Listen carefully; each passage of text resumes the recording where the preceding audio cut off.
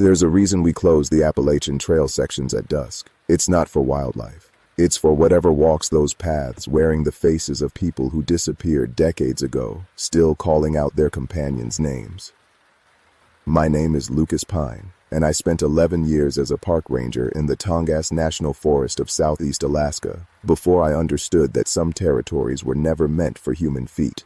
The Tongass is the largest national forest in the United States, nearly 17 million acres of temperate rainforest stretching across the Alaska Panhandle like a green cathedral built by time itself. Sitka spruce and western hemlock rise 300 feet into mist that never fully lifts, their roots drinking from soil so saturated with rain that the ground itself seems alive, breathing, waiting. I thought I knew every danger these woods contained. Black bears that could tear through a cabin wall, brown bears large enough to block out the sun, hypothermia that could kill you in minutes if you fell into one of the glacier-fed streams, terrain so rugged that a single misstep could send you tumbling hundreds of feet down slopes slick with moss and lichen. I had seen rangers evacuated with broken bones, seen hikers lost for weeks emerge half-starved and delirious, seen the forest claim those who underestimated its indifference to human life. But I had never seen what waited in the deep places where the old growth stands untouched since before my ancestors crossed the Bering Sea. I had never understood that hunger could be a living thing, patient and calculating, wearing the shape of a man, but possessing nothing of humanity except the ability to mimic our voices and steal our faces. The first disappearance happened in late September when the salmon runs were ending and the bears were preparing for hibernation. A solo hiker named Michael Granger, 43 years old, experienced outdoorsman from Oregon, checked in at the ranger station with a 7-day permit to trek the coastal trail system. He had the right gear, the right experience, the right attitude. Nathan Coldriver, my partner that season, processed his permit and gave him the standard warnings about bear safety and weather conditions. Michael nodded at everything, smiled confidently, and headed into the forest at 8 in the morning under skies that promised rain by afternoon. He was supposed to check in at designated waypoints using the emergency beacons we provided. The first beacon activation came at noon from Marker 7, right on schedule. The second should have come from Marker 12 around 4 in the afternoon. It never came. We gave him until morning, thinking maybe his beacon malfunctioned or he decided to camp early. When dawn arrived with no signal, Nathan and I geared up for a search and rescue operation. The forest was soaked from overnight rain, every surface dripping, the air thick with moisture that clung to your lungs. We followed the coastal trail to Marker 7, found signs that Michael had been there, an energy bar wrapper in the designated trash receptacle, boot prints in the mud matching the tread pattern he had shown us. From there, the trail continued north along a ridge overlooking the Sound, a relatively easy path that should have taken him to Marker 12 in under 4 hours. We found his pack 2 miles past Marker 7, sitting in the middle of the trail, as if he had simply set it down and walked away. The pack was undisturbed, properly closed, containing all his supplies, including food, water, first aid kit, and his satellite phone. His sleeping bag was still strapped to the bottom.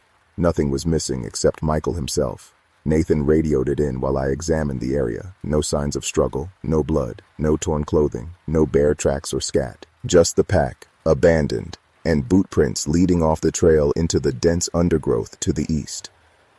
I followed those prints for about 50 yards before they vanished completely. Not faded or obscured by rain, vanished, as if Michael had simply stopped existing at that exact point in the forest. The search expanded over the next 3 days. We brought in additional rangers, search dogs, even a helicopter when the weather cleared enough to fly. The dogs picked up Michael's scent at the abandoned pack and followed it along the same path I had tracked, then lost it at the exact same spot. They circled, whined, refused to go further into that section of forest. The handlers found this unusual, but not unprecedented. Sometimes scents are disrupted by water or wind. But these dogs were trained for wilderness rescue. They should have been able to track through almost any conditions. We searched a 5-mile radius around the last known location. Found nothing. No body, no clothing, no equipment, no indication of where Michael Granger had gone or what had happened to him. On the 4th day, with rain turning to sleet and temperatures dropping, the search was suspended. Michael was declared lost and presumed dead. likely from exposure or a fall into one of the many ravines that cut through this terrain. His family was notified. The case was filed, and I tried to convince myself it was just a tragic accident, the forest claiming another victim the way it had claimed dozens before. But I could not stop thinking about those boot prints ending in the middle of nowhere, about the dogs refusing to continue, about how the forest had felt in that area, watching, waiting, hungry for something I could not name. 2 weeks later, the second disappearance occurred. This time it was a pair of hunters, brothers named Carl and David Peterson from Juneau, who had permits for deer season. They were experienced hunters who knew the Tongass well, had been coming here for years. They radioed in their position on the first evening, said they had set up camp near Thunder Bay, and would start hunting at dawn. We never heard from them again. Nathan and I were part of the search team, along with 4 other rangers and a local volunteer group. We found their camp intact, tents still standing, gear properly stored, a cold fire pit with the remnants of their dinner. Their rifles were missing, which suggested they had left camp on a hunt. We found tracks leading north into a section of old-growth forest so dense the canopy blocked most of the daylight. The tracks were clear for about a quarter mile, 2 sets of boot prints moving purposefully, occasionally stopping where the hunters might have glassed for deer. Then the tracks split. Carl's prints continued north. David's turned east. This was unusual. Hunters typically stay together for safety, but maybe they had spotted game moving in different directions and decided to separate briefly. We split our search team to follow both trails. I went with Nathan tracking Carl's prints. 2 other rangers followed David's trail. We maintained radio contact as we moved deeper into the forest. Carl's tracks led us into a narrow valley filled with devil's club, a nightmarish plant covered in spines that could puncture clothing and cause infections. The tracks wove between these plants, suggesting Carl knew what he was doing, avoiding contact. Then we reached a clearing about 60 feet across, ringed by massive Sitka spruce trees. Carl's boot prints entered the clearing from the south, but they never exited. We walked the entire perimeter of the clearing, examining every inch, no tracks leading out. It was as if Carl Peterson had walked to the center of that clearing and disappeared into the air. Nathan was circling the clearing for the 3rd time when the radio crackled. The other search team. They had found where David's tracks ended, same situation. Prints leading into a different clearing, no prints leading out. Both brothers vanished in the same impossible way. We called in the full search and rescue response. Helicopters with thermal imaging flew grid patterns over the area. Dozens of volunteers combed through the forest. We searched for 5 days, found nothing, not a single trace of Carl or David Peterson beyond those boot prints that led nowhere. The official report listed them as lost and presumed dead. But the lead investigator, a veteran ranger named Thomas Gray, who had worked the Tongass for 30 years, pulled Nathan and me aside before he left. His face was drawn, eyes haunted. He said something I have never forgotten. He said there were places in the Tongass where people just vanished, had been vanishing for longer than we kept records. The Tlingit people who lived here for thousands of years had names for these places, warnings passed down through generations. They called them the Hungry Grounds. Places where something waited in the old trees, something that took the shape of men but was not men, something that grew hungrier as winter approached.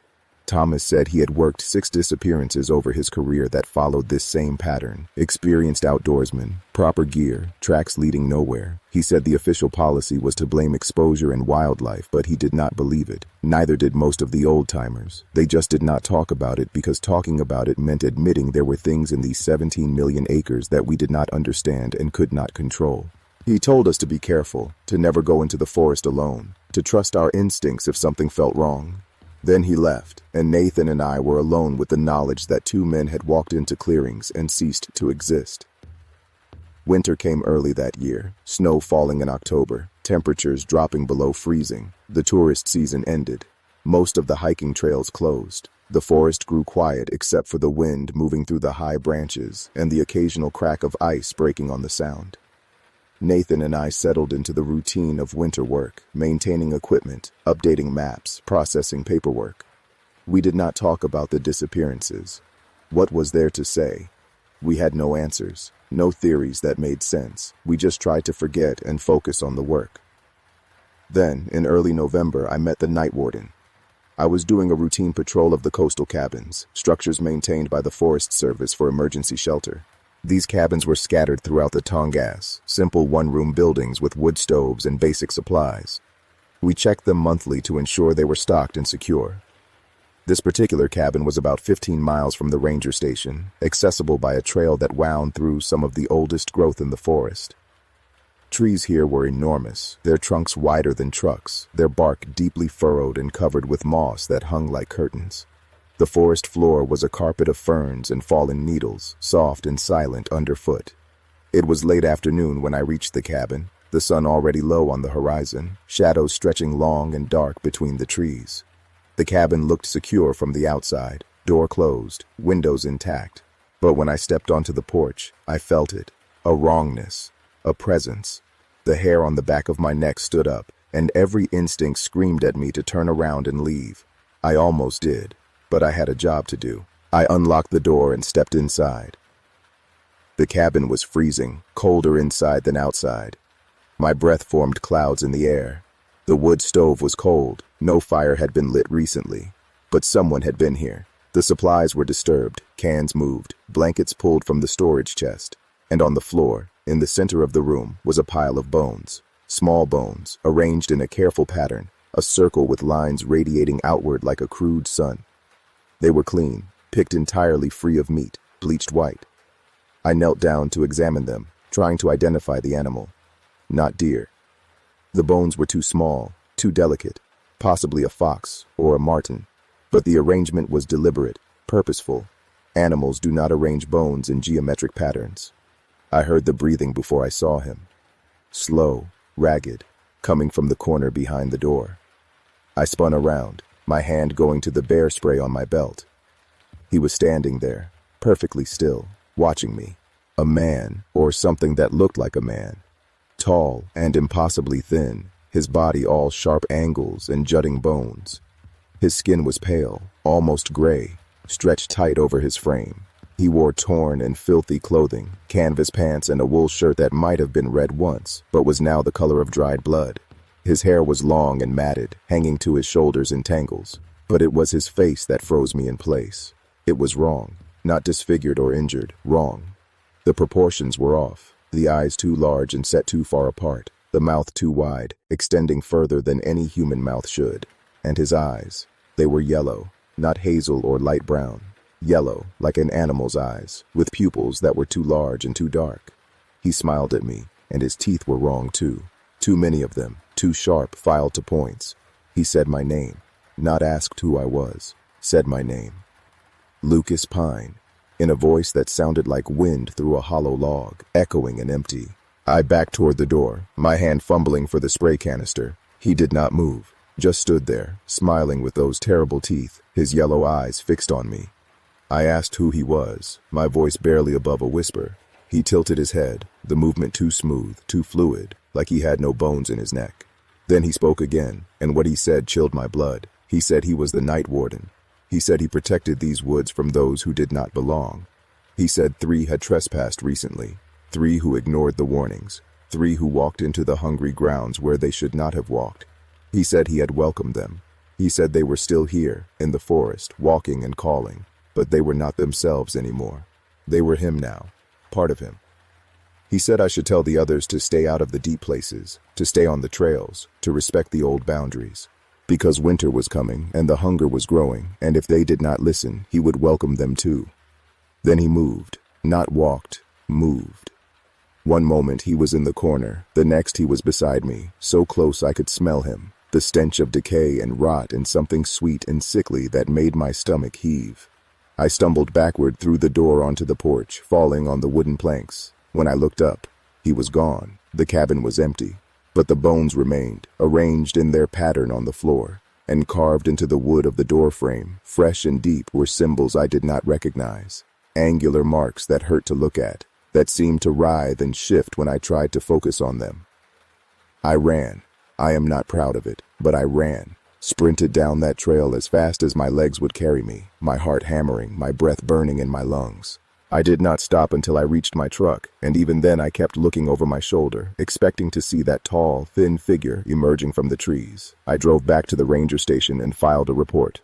Intruder in cabin 12, possible squatter, possible mental health crisis. I did not mention the night warden. I did not mention the yellow eyes, or the wrong proportions, or the way he moved. I knew how that would sound. Nathan read the report and asked if I was okay. I said I was fine, just startled. He said we should go back in the morning with backup, check the cabin, maybe find whoever had been staying there. I agreed, though I had no intention of going back to that cabin, not ever. But I did not have to, because that night, Michael Granger returned. The call came in at 2 in the morning. A state trooper had found a man walking along the highway about 30 miles south of the ranger station. The man was barefoot, wearing torn hiking clothes, covered in dirt and scratches. When the trooper asked for identification, the man said his name was Michael Granger, the same Michael Granger who had disappeared 6 weeks earlier. They brought him to the hospital in Juneau. Nathan and I drove down at dawn to interview him. Michael was sitting up in bed when we arrived, eating breakfast, looking remarkably healthy for someone who had supposedly been lost in the wilderness for over a month. He had lost weight, his face gaunt and his eyes sunken, but he was alert and responsive. He smiled when we entered the room, that same too-wide smile I had seen in the cabin. I stopped in the doorway, my blood running cold. Nathan did not notice. He walked over to the bed, shaking Michael's hand, expressing relief that he was alive. Michael thanked him politely, his voice pleasant and calm, but he never took his eyes off me. Those eyes were wrong, not yellow like the night warden's, but wrong in a different way. Empty, like looking into the eyes of a doll or a mannequin, something that looked human, but had nothing human inside. Nathan asked what happened, where had he been all this time? Michael said he got lost, said he wandered in the forest, disoriented, surviving on berries and water from streams, said he could not find his way back to the trail, said it was all a blur, like a dream. His story made no sense. No one survived 6 weeks in the Tongass in late September and October with no gear, no shelter, no food. The temperatures drop below freezing at night. The rain is constant. Hypothermia would kill you in days if starvation did not get you first. But here was Michael Granger, sitting up in a hospital bed, eating scrambled eggs, claiming he just wandered around for 6 weeks and happened to find the highway. Nathan was asking follow-up questions, taking notes. I could not speak. I could not stop staring at Michael's hands. His fingernails were too long, too thick, almost claw-like. And there was dirt under them, packed deep. The kind of dirt that comes from digging, from clawing at earth and roots and things buried deep. Michael's eyes shifted to Nathan, and he smiled again. He asked Nathan if he wanted to know where the others were. Carl and David Peterson. He said they were still in the forest, still walking, still looking for the way out. He said if Nathan went to the hungry grounds, he might find them. He said they would be so happy to see a familiar face. Nathan's pen stopped moving. He looked up at Michael, confusion and unease crossing his features. He asked what Michael meant. Michael said nothing, just kept smiling, that terrible, empty smile. A doctor entered the room, clipboard in hand, saying they needed to run more tests. Nathan and I stepped out into the hallway. He looked shaken, asked me what I thought Michael meant about the others. I told him I did not know, but I was lying. I knew exactly what it meant. Michael Granger was not Michael Granger anymore. Something else was wearing his skin, speaking with his voice, walking in his stolen body, and it wanted us to know. Wanted us to understand that the forest had claimed him, and it would claim others, that the warnings were real, and the hungry grounds were not legend. 3 days later, Michael Granger vanished from the hospital. He simply walked out during a shift change, barefoot and wearing a hospital gown, and disappeared into the night. Security footage showed him leaving through the main entrance at 11 p.m., walking calmly across the parking lot and into the tree line that bordered the hospital property. They searched. They never found him. It was as if he had returned to whatever took him in the first place. Nathan wanted to organize a search of the areas where the Petersons disappeared. He said if Michael's claims had any truth, maybe we could still find them. I told him it was a bad idea. Told him we should wait for spring, for better weather, for more resources. But Nathan was determined. He said 2 men were missing, possibly still alive, and we had a duty to search. He filed the expedition request, got approval, assembled a team. 6 rangers, including Nathan and me, scheduled to deploy in 2 days. I could not sleep the night before the search. I kept seeing the night warden's yellow eyes, Michael Granger's empty smile, those bone arrangements on the cabin floor. Every instinct I had screamed that this was wrong, that we should not go into those areas, that Nathan was leading us into something we would not come back from. But I could not explain it without sounding insane. I had no evidence, no rational argument. Just fear and instinct and the memory of a tall, thin figure that moved wrong and spoke my name in an empty voice.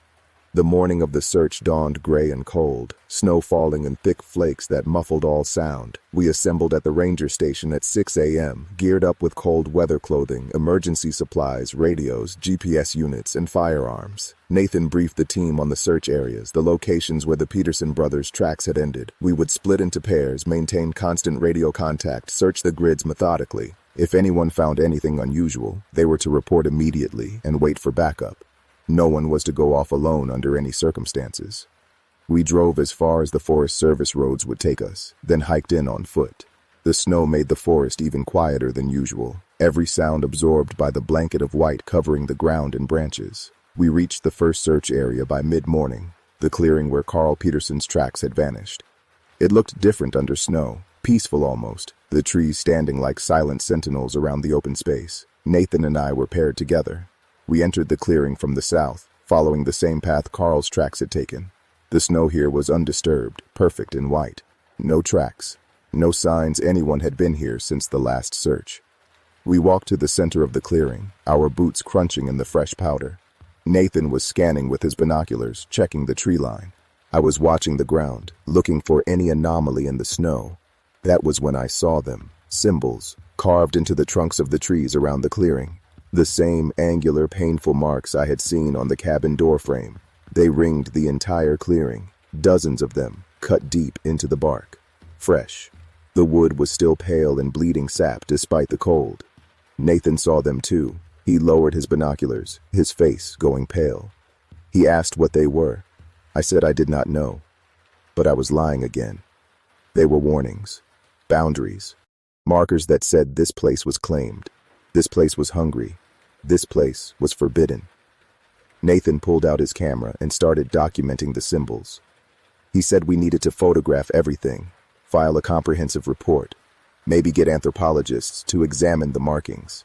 He was still thinking like a ranger, like this was something we could investigate and understand and explain. He did not feel what I felt, the wrongness of this place, the presence watching us from the trees. The sense that we had crossed a line and something on the other side had noticed. I told Nathan we should leave. He ignored me, moving around the clearing, photographing each symbol from multiple angles. I heard it then, a voice calling from the forest, calling Nathan's name. He heard it too, stopped photographing, his head turning toward the sound. The voice came again, closer. It sounded like David Peterson. I knew David's voice from the interviews we had done with family members, from the voicemails he had left on the station phone booking his hunting permit. This was his voice, but wrong, hollow, empty. Nathan called out, asking if someone was there. The voice responded, said Nathan's name again, said it had been waiting, said it was so cold out here, so hungry, please come help. Nathan started walking toward the voice. I grabbed his arm, told him to stop. He shook me off, said someone needed help, we had to investigate. The voice kept calling, moving through the trees just out of sight, always staying ahead. Nathan followed it. I had no choice but to follow Nathan. We left the clearing, pushing through thick underbrush, snow falling harder now. The voice led us deeper into the forest, weaving between massive trees, over fallen logs, through thickets of devil's club that tore at our clothing. Nathan kept calling out, asking the voice to stay put. We were coming to help. The voice never stopped moving, never showed itself, just kept calling Nathan's name in that hollow mockery of David Peterson's voice. I tried the radio, calling the other search teams, telling them our position. Static. The radio was dead. I checked the GPS. No signal. We were maybe a mile from the clearing, but all our technology had stopped working. I told Nathan we needed to go back. Now. He finally stopped, looking around, realizing we were lost. The voice had led us so deep into the forest that nothing looked familiar. The trees here were ancient giants, their trunks so massive that 5 men linking hands could not circle them. The canopy was so dense that even with snow falling, very little reached the ground. It was dark here, twilight dark, though it was only early afternoon. Nathan's face showed the first signs of real fear. He said we should retrace our steps, follow our tracks back. But when we looked behind us, our tracks were gone, not covered by new snow. Gone, as if the forest had erased them the moment we passed. The voice called again, closer than ever, right behind us. We spun around. Nothing there. Just trees and shadows and falling snow. But I saw a movement. Something tall and thin, sliding between the trunks, there and gone so fast I could not be sure I had seen it at all. Nathan saw it too. He pulled his sidearm, a standard issue Glock, his hands shaking. The voice spoke again, and this time it was not David Peterson's voice. It was Michael Granger's voice, then Carl Peterson's voice. Then voices I did not recognize, men and women, young and old, dozens of voices all speaking at once, all saying the same thing, saying our names, saying welcome, saying join us. The trees around us began to move, not swaying in wind, moving, their trunks twisting, their roots pulling from the earth with wet tearing sounds, branches reaching down like arms. I fired my weapon into the air, the report deafening in the enclosed space. The trees stopped moving, the voices stopped. Silence crashed down like a physical weight. Nathan and I stood back to back, our guns raised, turning slowly, searching the shadows. Then we saw them, figures standing between the trees. Dozens of them, tall and thin like the night warden, but not quite. These were fresher, more recently taken. I recognized some of the faces. Michael Granger, standing 20 feet away, naked now, his skin gray and wrong, his eyes empty. Carl Peterson beside him, in the same condition. David Peterson on the other side, and others I did not know. Men and women in various states of decay and transformation, all staring at us with those empty eyes, all smiling with mouths that had too many teeth. They did not move, just stood there, watching, waiting.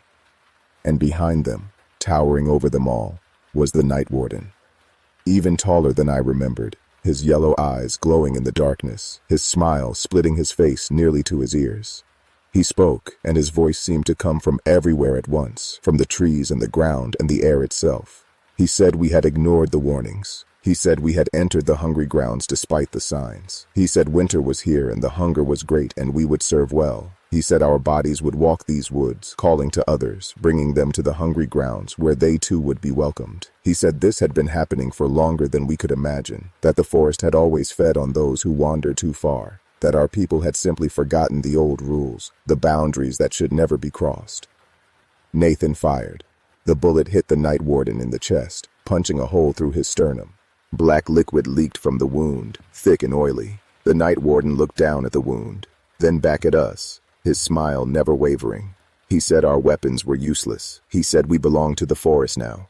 The figures began to advance, moving in perfect synchronization, their movements jerky and wrong like puppets on strings. Nathan and I ran. We crashed through the forest, branches tearing at our faces, roots trying to trip us. Behind us I could hear them following, their footsteps perfectly silent, only the sound of branches being pushed aside marking their pursuit.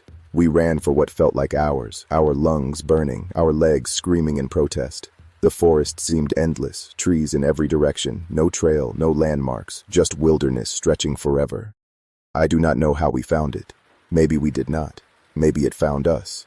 But suddenly, we broke through a thicket and there was the highway, the blessed paved road, a logging truck approaching in the distance. We stumbled onto the pavement, waving frantically. The truck stopped. The driver, a weathered man in his 50s, leaned out his window and asked if we were okay. Nathan was gasping, unable to speak.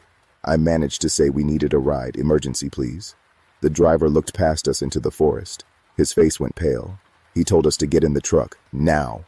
We climbed into the cab and he accelerated, the big rig picking up speed, leaving the forest behind. I looked back through the rear window. Standing at the edge of the tree line, perfectly still, were the night warden and his collection of hollowed-out people, watching us leave, making no attempt to follow, because they did not need to follow. They knew we would be back, or others would come. The hungry grounds would always need feeding. The driver took us to the ranger station, asked no questions, just told us to be careful and drove away. Nathan and I filed our report. Equipment failure. Got turned around in the forest. Disoriented by weather. No sign of the Peterson brothers. Recommend suspending search operations until spring. The report was accepted. The search was called off, and Nathan and I never spoke about what really happened in that forest. We could not. Who would believe us?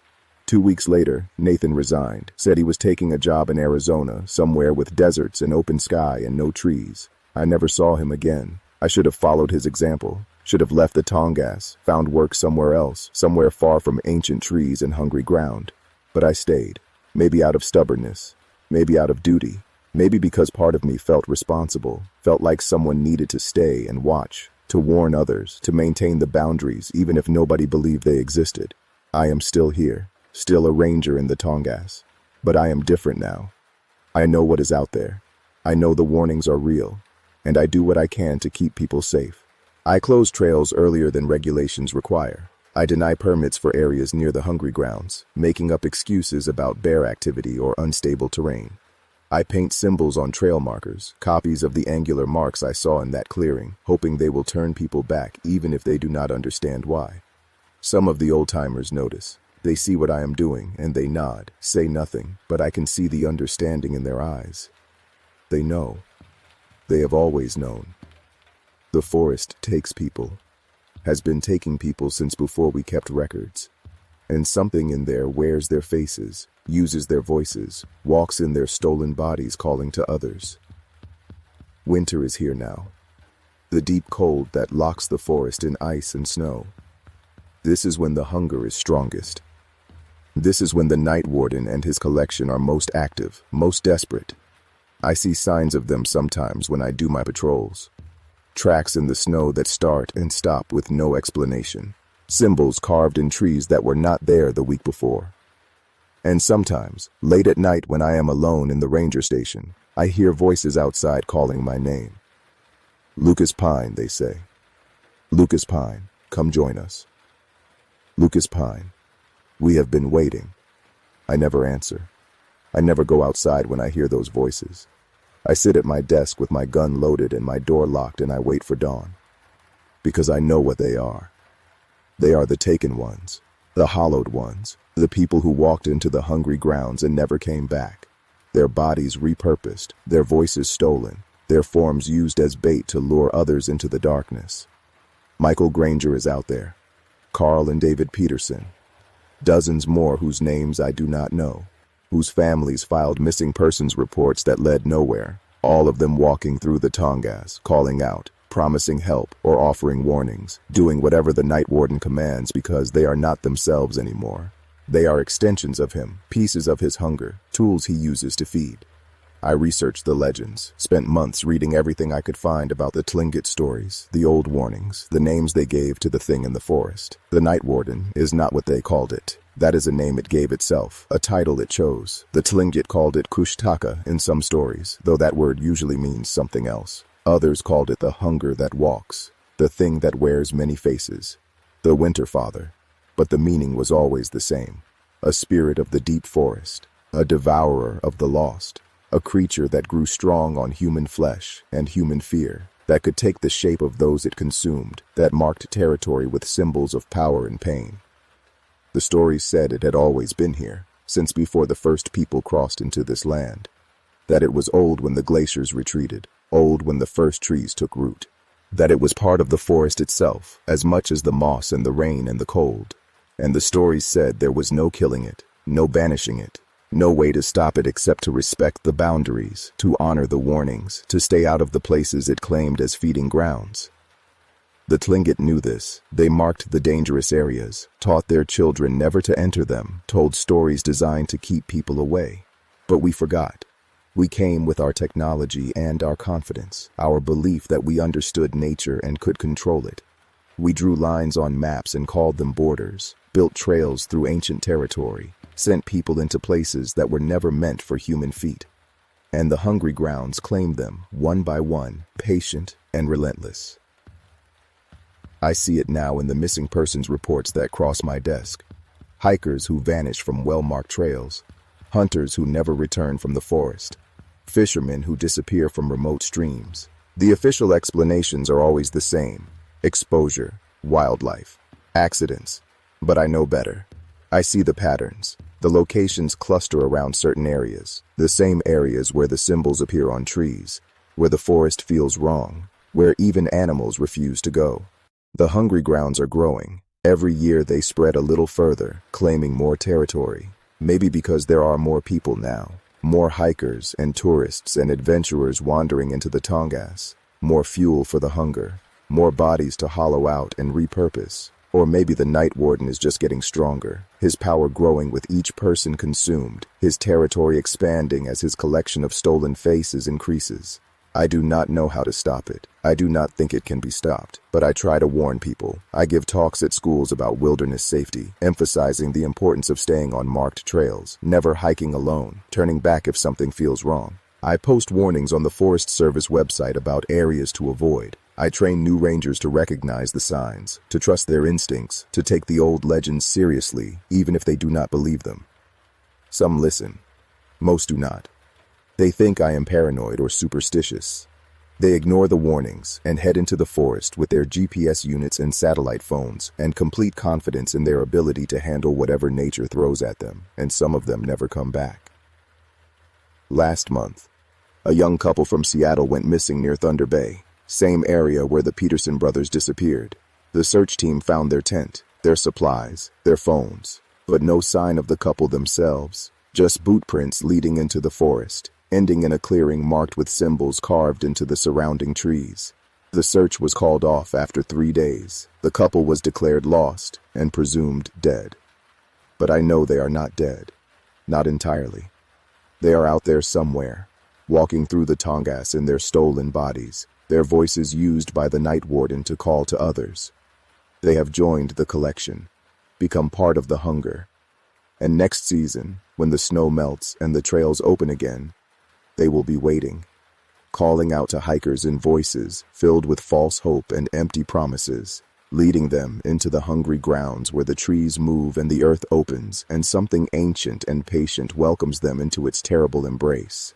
I am writing this account because I need someone to know the truth. The official reports are lies. The rational explanations are inadequate. The Tongass National Forest, the largest national forest in America, 17 million acres of pristine wilderness, contains something we cannot explain and cannot control.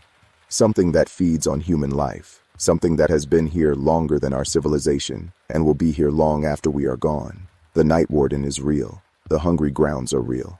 And if you come to this forest, if you hike these trails, if you venture into the deep places where the old trees grow, you need to understand what you are risking. Stay on marked paths. Never hike alone. If you hear voices calling from the forest, do not answer. Do not investigate. Turn back immediately. If you see symbols carved in trees, angular marks that hurt to look at, you have entered forbidden territory. Leave, now. Do not camp in clearings that feel wrong, where the air is colder than it should be, where animals refuse to go.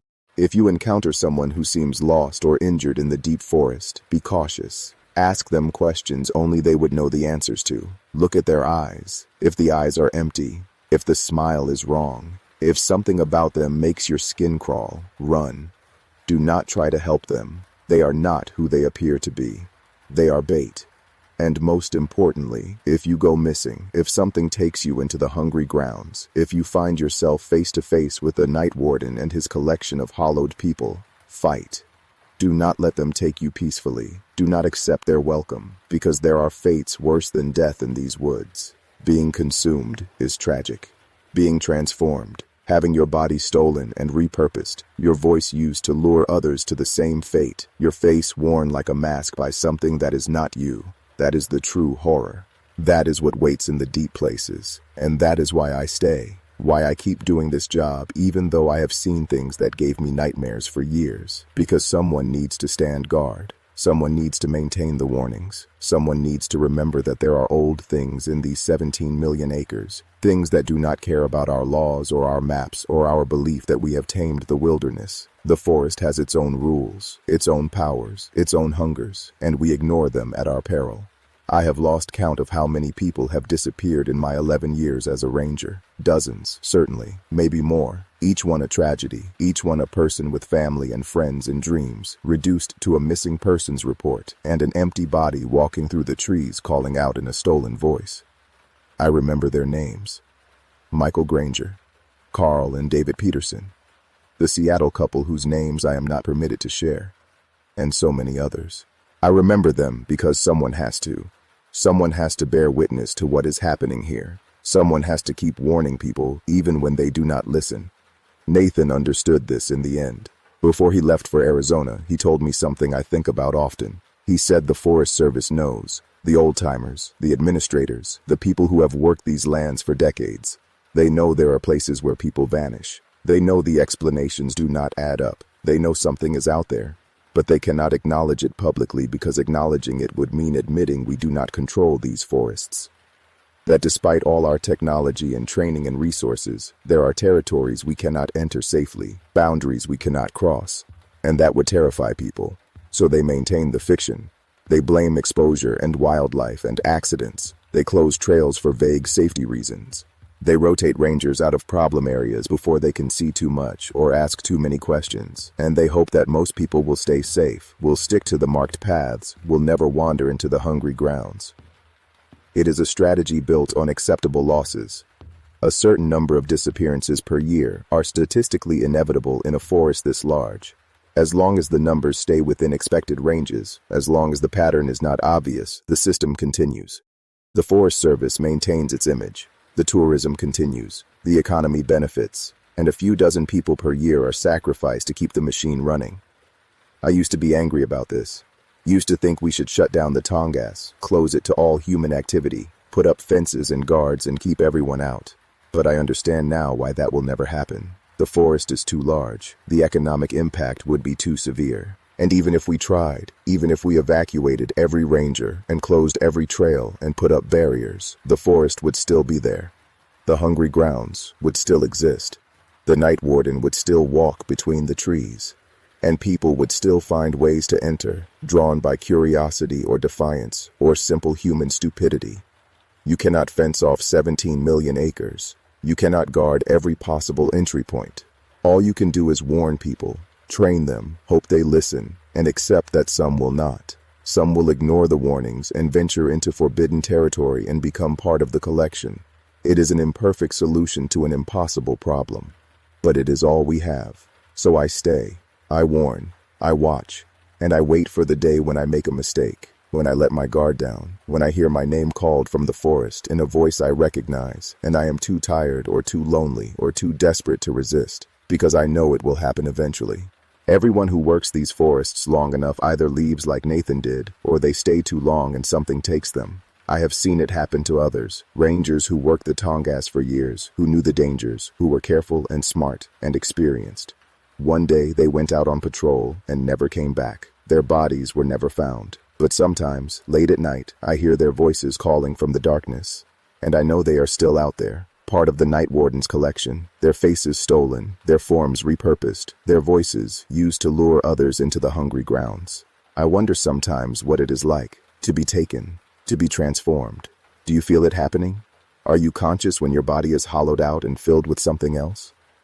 Do you scream inside your stolen flesh as the night warden uses your voice to call to others? Or is there mercy in it? Does your consciousness fade, replaced entirely by the hunger, leaving nothing of who you were except the shell? I hope for the latter.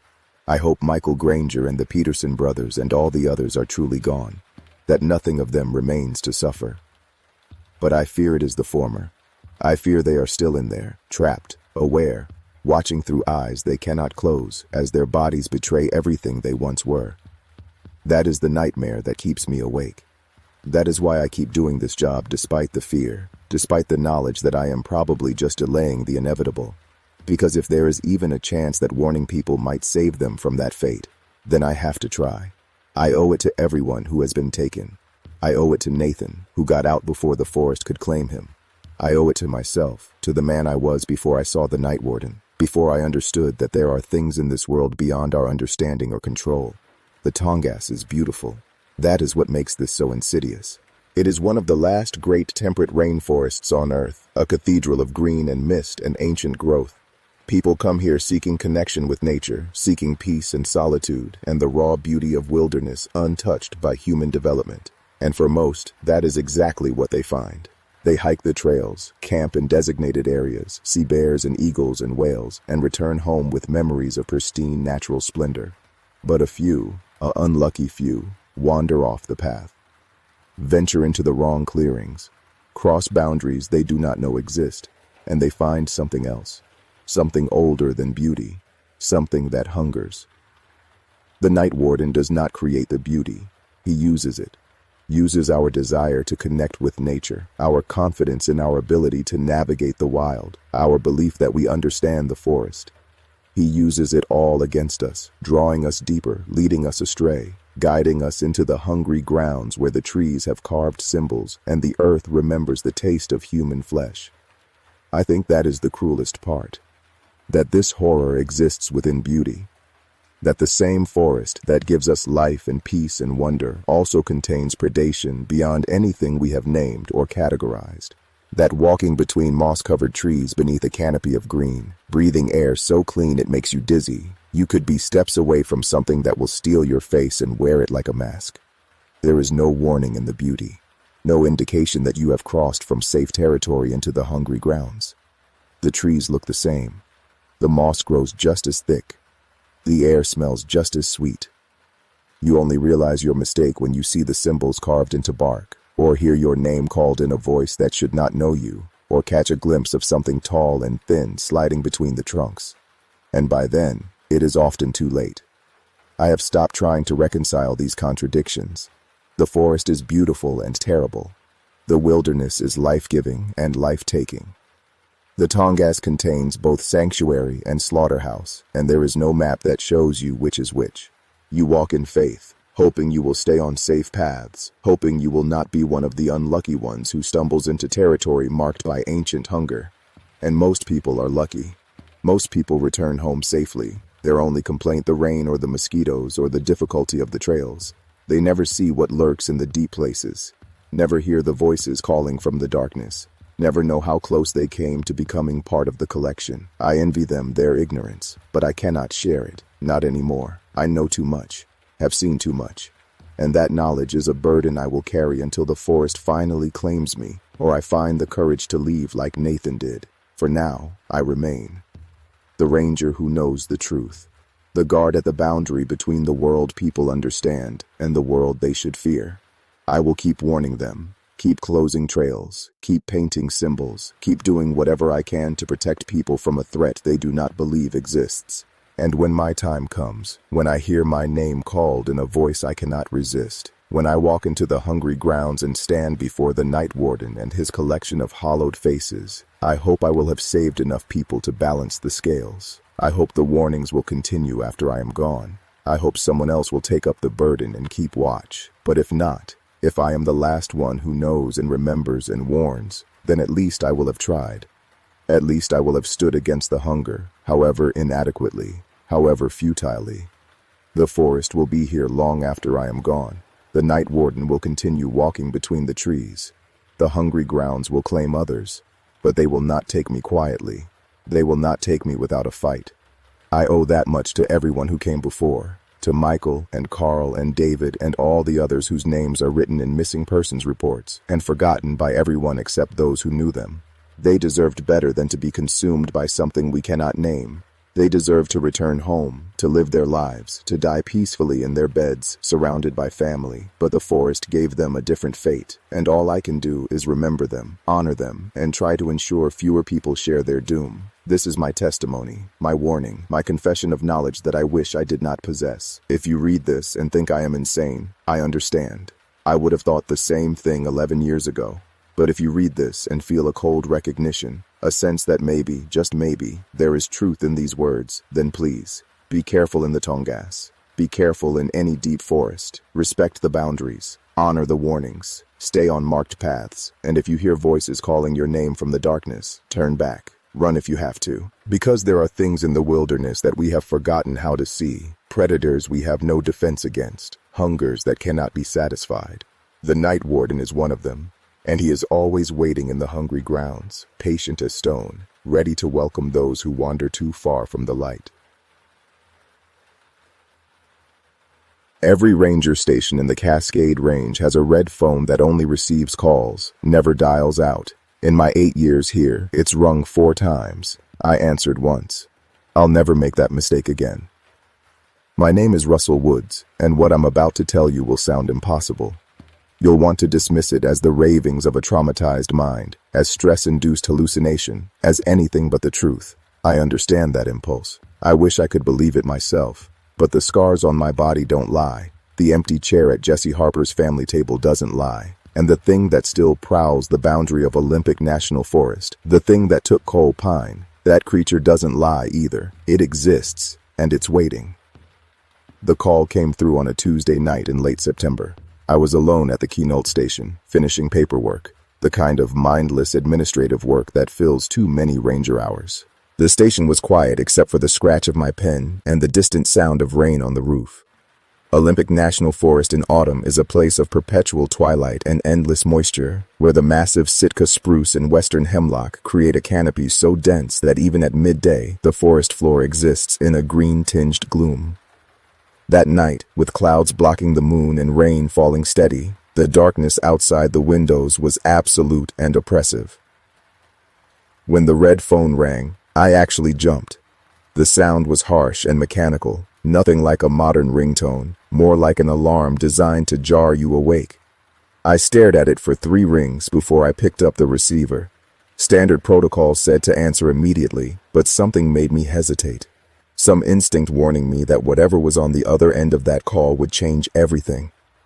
I was right. Static filled my ear when I answered, thick and heavy, punctuated by sounds I couldn't identify. Breathing maybe, or wind, or something else entirely. I waited, the receiver pressed to my ear, my other hand gripping the edge of the desk. Then came a voice, low, distorted, almost mechanical, but with an organic quality that made my skin crawl. 3 days, it said. Or at least, that's what it sounded like. The static made it hard to be certain. 3 days, territory, stay out. The line went dead. No click, no dial tone, just silence, sudden and complete. I sat there holding the receiver for a long moment before slowly placing it back in its cradle. My hands were shaking. I told myself it was a prank, someone with radio equipment messing with the emergency line. But the call had come through on a landline that wasn't listed anywhere, that most people didn't even know existed. And the voice. That voice didn't sound human. It sounded like something trying to imitate human speech and not quite succeeding. I should have reported it immediately. Should have called my supervisor, followed protocol, documented the incident. Instead, I sat at that desk for another hour, staring at the red phone, waiting for it to ring again. It didn't. Finally, I convinced myself I had imagined the worst parts, that stress and isolation had colored a simple prank call into something sinister. I logged it as a false alarm, equipment malfunction, nothing unusual. I went home and tried to sleep and failed. 3 days later, a hiker went missing. Sarah Chen, 26 years old, experienced backpacker, solo hiking the Enchanted Valley Trail. She had checked in at the ranger station, filed her route plan, everything by the book. Expected back in 5 days. When she didn't return after 7, her family reported her missing. Search and rescue mobilized immediately. I was assigned to the search team along with Cole Pine and Jesse Harper, 2 rangers I had worked with for years, men I trusted with my life.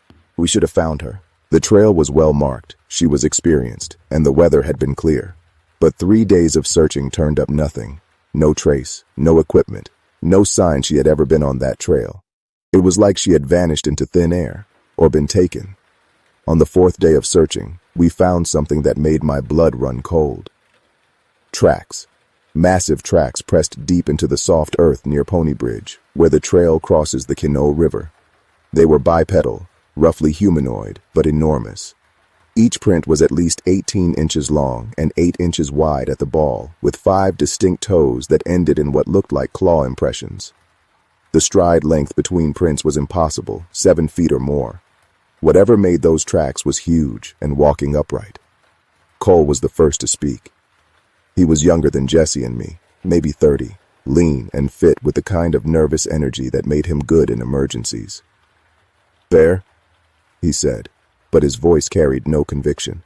Jesse shook his head slowly. He was the oldest of us, mid-40s, with 20 years in the Park Service and a quiet competence that inspired confidence. Bears don't walk on 2 legs, not like this, not with this stride. I knelt beside the tracks, my hand hovering over the impression but not touching it. Something about those prints triggered a memory. The phone call, 3 days, territory, stay out. This was what the voice had been warning about. Whatever made these tracks had also made that call. had somehow accessed our emergency line to deliver a warning we had ignored. "We need to document this and call it in," I said, pulling out my camera.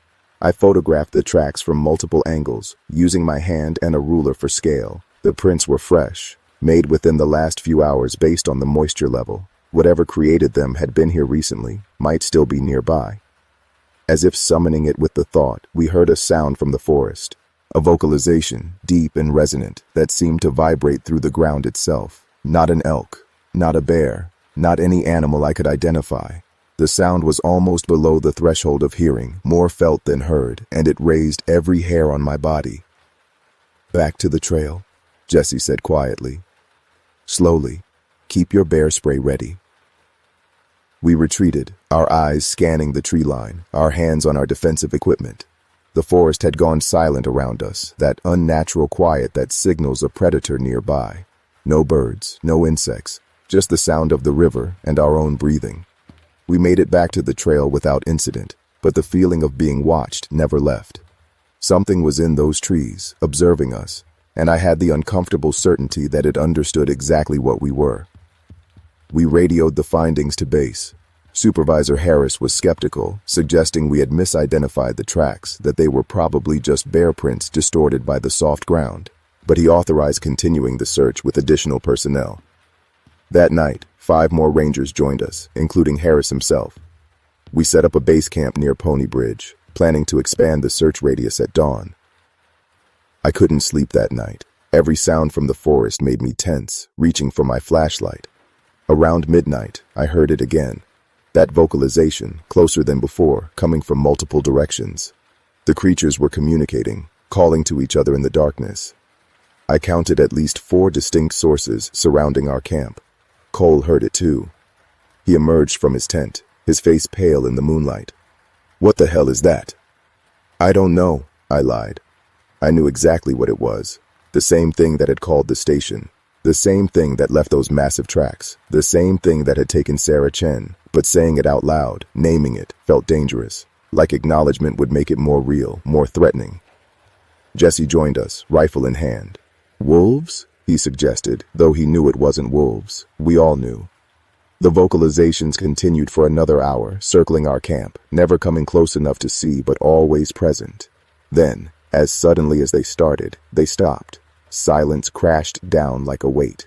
We stood there, 3 armed rangers, feeling utterly inadequate and vulnerable. Something was out there, something large and intelligent and possibly hostile, and our weapons and training seemed pathetically insufficient.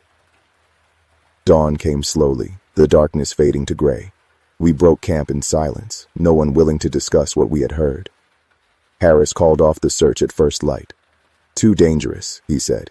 "We'll bring in helicopters, infrared equipment, more personnel.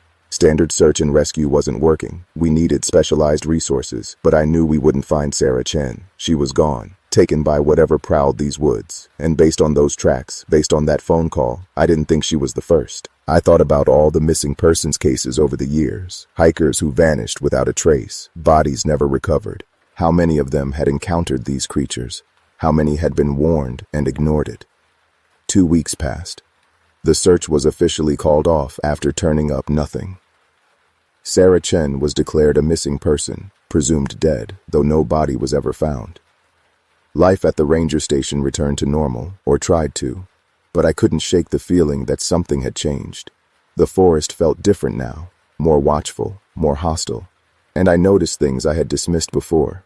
Scratches on trees, deep gouges that ran from 7 feet up, down to chest height. Areas where the undergrowth was trampled in patterns that suggested regular passage by something large. Signs that, once I knew what to look for, were everywhere. I started researching. Late at night, alone in my cabin, I searched online for similar cases. I found hundreds, thousands. Reports going back decades, centuries even, of massive bipedal creatures in the forests of the Pacific Northwest. Most were dismissed as folklore, hoaxes, misidentifications. But some were detailed accounts from credible witnesses, rangers and biologists and ordinary hikers, describing encounters with creatures that matched what we had found. And many of those accounts mentioned something similar to my phone call, warnings delivered in strange ways, territorial markers, missing persons in areas where these creatures were sighted. The pieces fit together into a picture I didn't want to see. There was something living in Olympic National Forest, something large and intelligent and determined to remain hidden. It had marked its territory. It had issued warnings. And when those warnings were ignored, it defended that territory with lethal force. Sarah Chen had walked into their domain, perhaps unknowingly, and she had paid the price. I should have left it alone, should have filed my reports, done my job, and tried to forget. But I couldn't.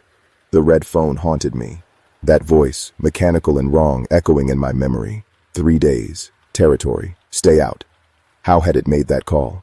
How did a creature in the wilderness access our emergency line? The implications were terrifying. It suggested intelligence far beyond what any ape should possess. It suggested planning, understanding of human technology, deliberate strategy.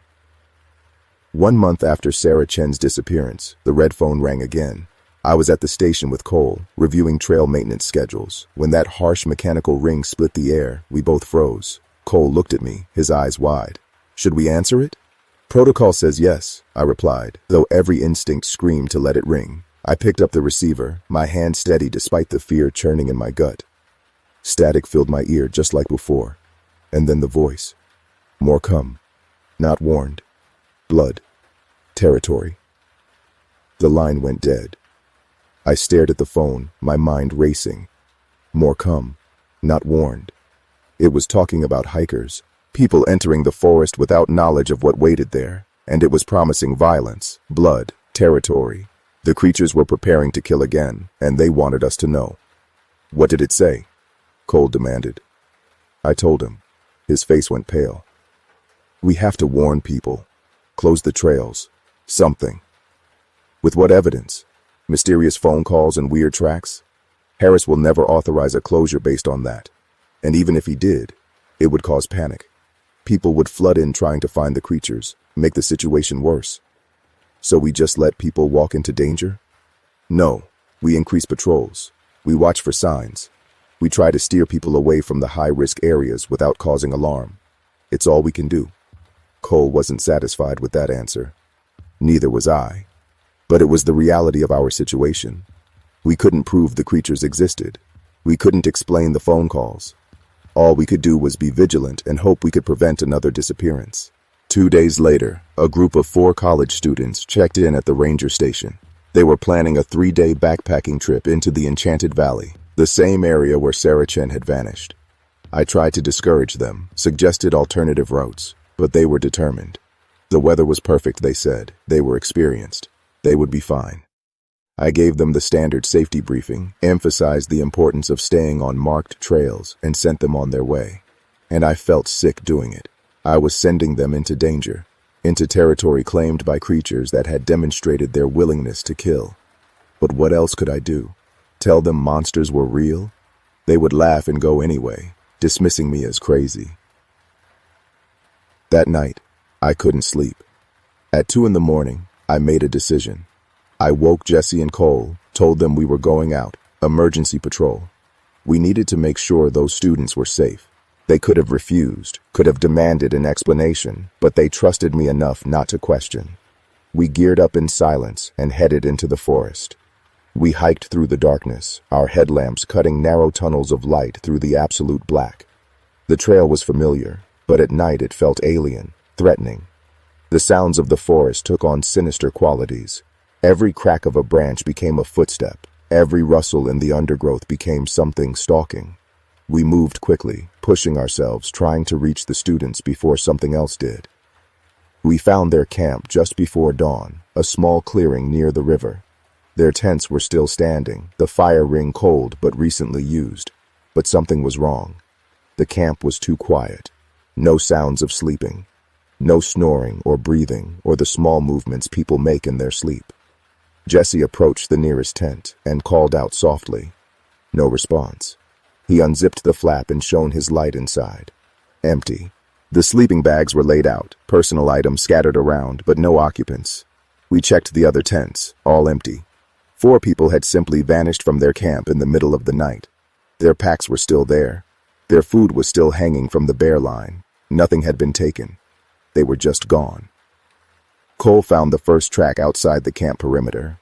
then another, then dozens. The massive bipedal prints circled the clearing, multiple individuals judging by the size variations.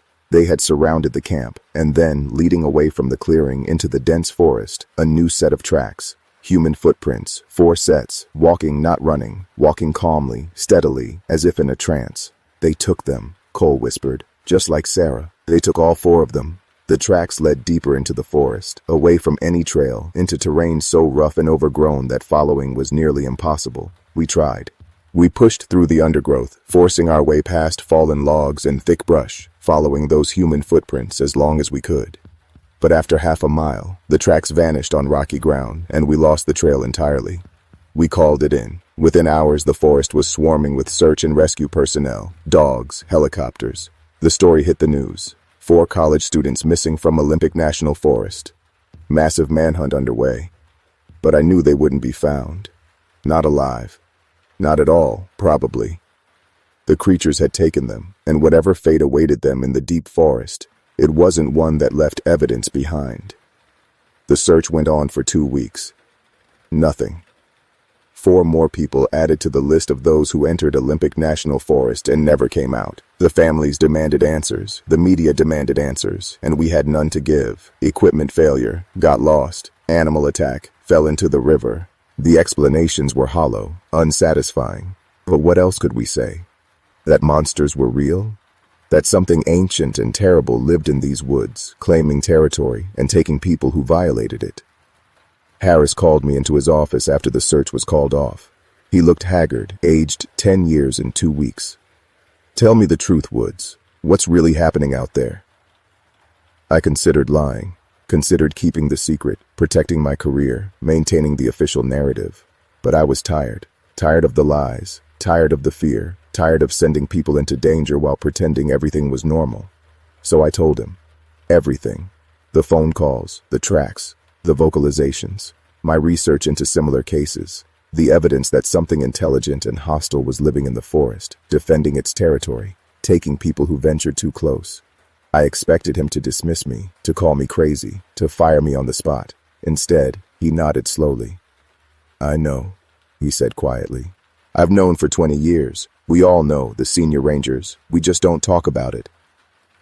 The revelation stunned me into silence. They knew. The Park Service knew. And they had kept it secret, kept sending people into the forest, kept pretending everything was fine. Why? I managed to ask. Because what's the alternative? Close the entire forest? Admit that there are creatures we can't identify, can't control, can't protect people from? The panic would be catastrophic. The political fallout would shut down the Park Service, and it wouldn't solve the problem. People would still go in, probably in greater numbers, trying to find the creatures. It would be a disaster. So we just accept casualties? Let people die to protect a secret? We try to minimize them. We watch for patterns. We close areas when activity increases. We discourage people from high-risk zones. It's not perfect, but it's all we can do. These creatures have been here longer than we have. This is their land. We're the intruders. Then why don't they just kill us all? Why the warnings? Why the selective attacks? Harris shrugged. I think they're trying to coexist. They don't want conflict any more than we do. They mark their territory, they issue warnings, and they only attack when those warnings are ignored. It's actually remarkably restrained, considering their capabilities. If they wanted to, they could probably drive us out entirely. But they don't. They just want us to respect their boundaries. The conversation left me feeling hollow. The organization I had dedicated years of my life to had been lying, not just to the public, but to its own employees. We were all complicit, sending people into danger while knowing that danger existed, and the justification, maintaining order, preventing panic, felt thin and inadequate in the face of 5 missing people. I almost quit that day, almost walked out and never came back. But where would I go? What would I do? And would leaving actually help anyone? At least here, knowing what I knew, I could try to protect people. I could watch for the signs, guide hikers away from danger zones, maybe prevent another disappearance. So I stayed, and I watched, and I waited for the next call. It came 3 months later. Middle of winter, the forest buried under 3 feet of snow. The trails were officially closed, but that didn't stop everyone. Backcountry skiers and snowshoers still ventured out, drawn by the pristine wilderness, and something was waiting for them. The red phone rang on a Friday afternoon. Jesse and I were at the station. Cole was out on patrol. I grabbed the receiver before the second ring. Static. Then the voice, clearer than before, as if it was getting better at human speech. 3 dead. River crossing. Retrieve bodies. Stay out. The line went dead. Jesse stared at me. Did it just tell us where to find bodies? I think so. River crossing. Has to be Pony Bridge. That's the only major crossing in the active territory. We geared up for winter conditions and headed out. The hike was brutal, breaking trail through deep snow, the temperature well below freezing. It took us 4 hours to reach Pony Bridge, and there, arranged on the frozen riverbank, we found them. 3 bodies. 2 men and a woman, all in their 30s, dressed for winter hiking. They were laid out carefully, side by side, their equipment stacked neatly nearby. No visible injuries, no signs of violence. They looked like they were sleeping, but they were frozen solid, had been dead for at least 2 days. And the only tracks in the snow around them were those massive bipedal prints, circling the bodies, standing guard. Jesse approached cautiously, his rifle raised. I followed, my camera out, documenting everything. The bodies showed no trauma, no defensive wounds. It was like they had simply laid down and died. But their faces, God, their faces. Even frozen, even hours after death, their expressions showed absolute terror. Whatever they had seen before they died, it had scared them to death. Literally. We called it in. The bodies were recovered, autopsies performed. Official cause of death, hypothermia combined with cardiac arrest. The fear had stopped their hearts, and the cold had finished the job. No mention of the tracks. No mention of how the bodies had been arranged. Just a tragic accident. Hikers who got lost and froze to death. But I knew the truth. The creatures had found these hikers in their territory. And instead of taking them, instead of making them disappear like the others, they had killed them and left the bodies for us to find. It was a message, a demonstration of power. They could have hidden these people, could have made them vanish without a trace. But they chose to return them, chose to show us what they were capable of. And they had called to tell us where to look. Why? What were they trying to communicate? That they weren't mindless killers? That they had rules, boundaries, a code of conduct? That they would defend their territory but not with unnecessary cruelty? I spent weeks analyzing those deaths, comparing them to the disappearances. A pattern emerged. The people who vanished had been solo or in small groups, had gone deep into the territory, had stayed for multiple days. The people who died and were returned had been on shorter trips, had been closer to the boundary, had perhaps triggered a response but not warranted complete elimination. It suggested strategy, decision-making, a hierarchy of responses based on the level of intrusion. These creatures weren't animals. They were something more. Something that could assess threats, calibrate responses, communicate with humans through our own technology. The implications were staggering. If they could use our phones, what else could they do? Access our systems, monitor our communications? How long had they been watching us, learning from us, adapting to our presence in their forest? Cole became obsessed with finding them. Not to harm them, he insisted, but to understand them, to establish communication, to find a way to coexist peacefully. He started spending all his free time in the forest, following the tracks, mapping their territory, trying to establish patterns in their movements. Jesse and I warned him it was dangerous, that he was tempting fate, but he wouldn't listen. They're intelligent, he would say. They use phones for God's sake. We can communicate with them. We can find a solution that doesn't involve people dying. He was right that they were intelligent, but he underestimated what that intelligence meant. These creatures understood us well enough to use our technology, to manipulate our systems, to predict our responses, but that didn't mean they wanted communication. It might mean the opposite. They might understand us too well to trust us, might know that any revealed presence would result in us trying to capture, study, or eliminate them. On a cold morning in early March, Cole didn't show up for his shift. His truck was in the parking lot at the trailhead. His tracks led into the forest. We followed them, Jesse and I, plus 3 other rangers, moving as quickly as conditions allowed. The tracks were fresh, made within the last few hours. We found him 2 miles in, at the edge of a clearing I recognized from Sarah Chen's disappearance. He was standing perfectly still, facing the tree line, his arms at his sides, not moving, not responding when we called his name, just standing there like a statue. Jesse reached him first, grabbed his shoulder, spun him around. Cole's eyes were open but unfocused, staring at nothing. His face was blank, expressionless. He was breathing, his heart was beating, but he wasn't there. It was like looking at an empty shell, a body without a mind. We carried him out, rushed him to the hospital. The doctors found nothing physically wrong. No injuries, no toxins in his blood, no neurological damage they could detect. But Cole never woke up. He remained in that catatonic state for 3 days, and then his heart simply stopped. The autopsy showed nothing. Healthy 30-year-old man just died. Officially unexplained cardiac arrest. But I knew what happened. The creatures had taken his mind. They had done something to him out there in that clearing. Something that left his body intact, but destroyed whatever made him Cole Pine. It was more terrifying than if they had killed him outright. It meant they could do things we couldn't understand, couldn't defend against. They didn't need claws or strength to hurt us.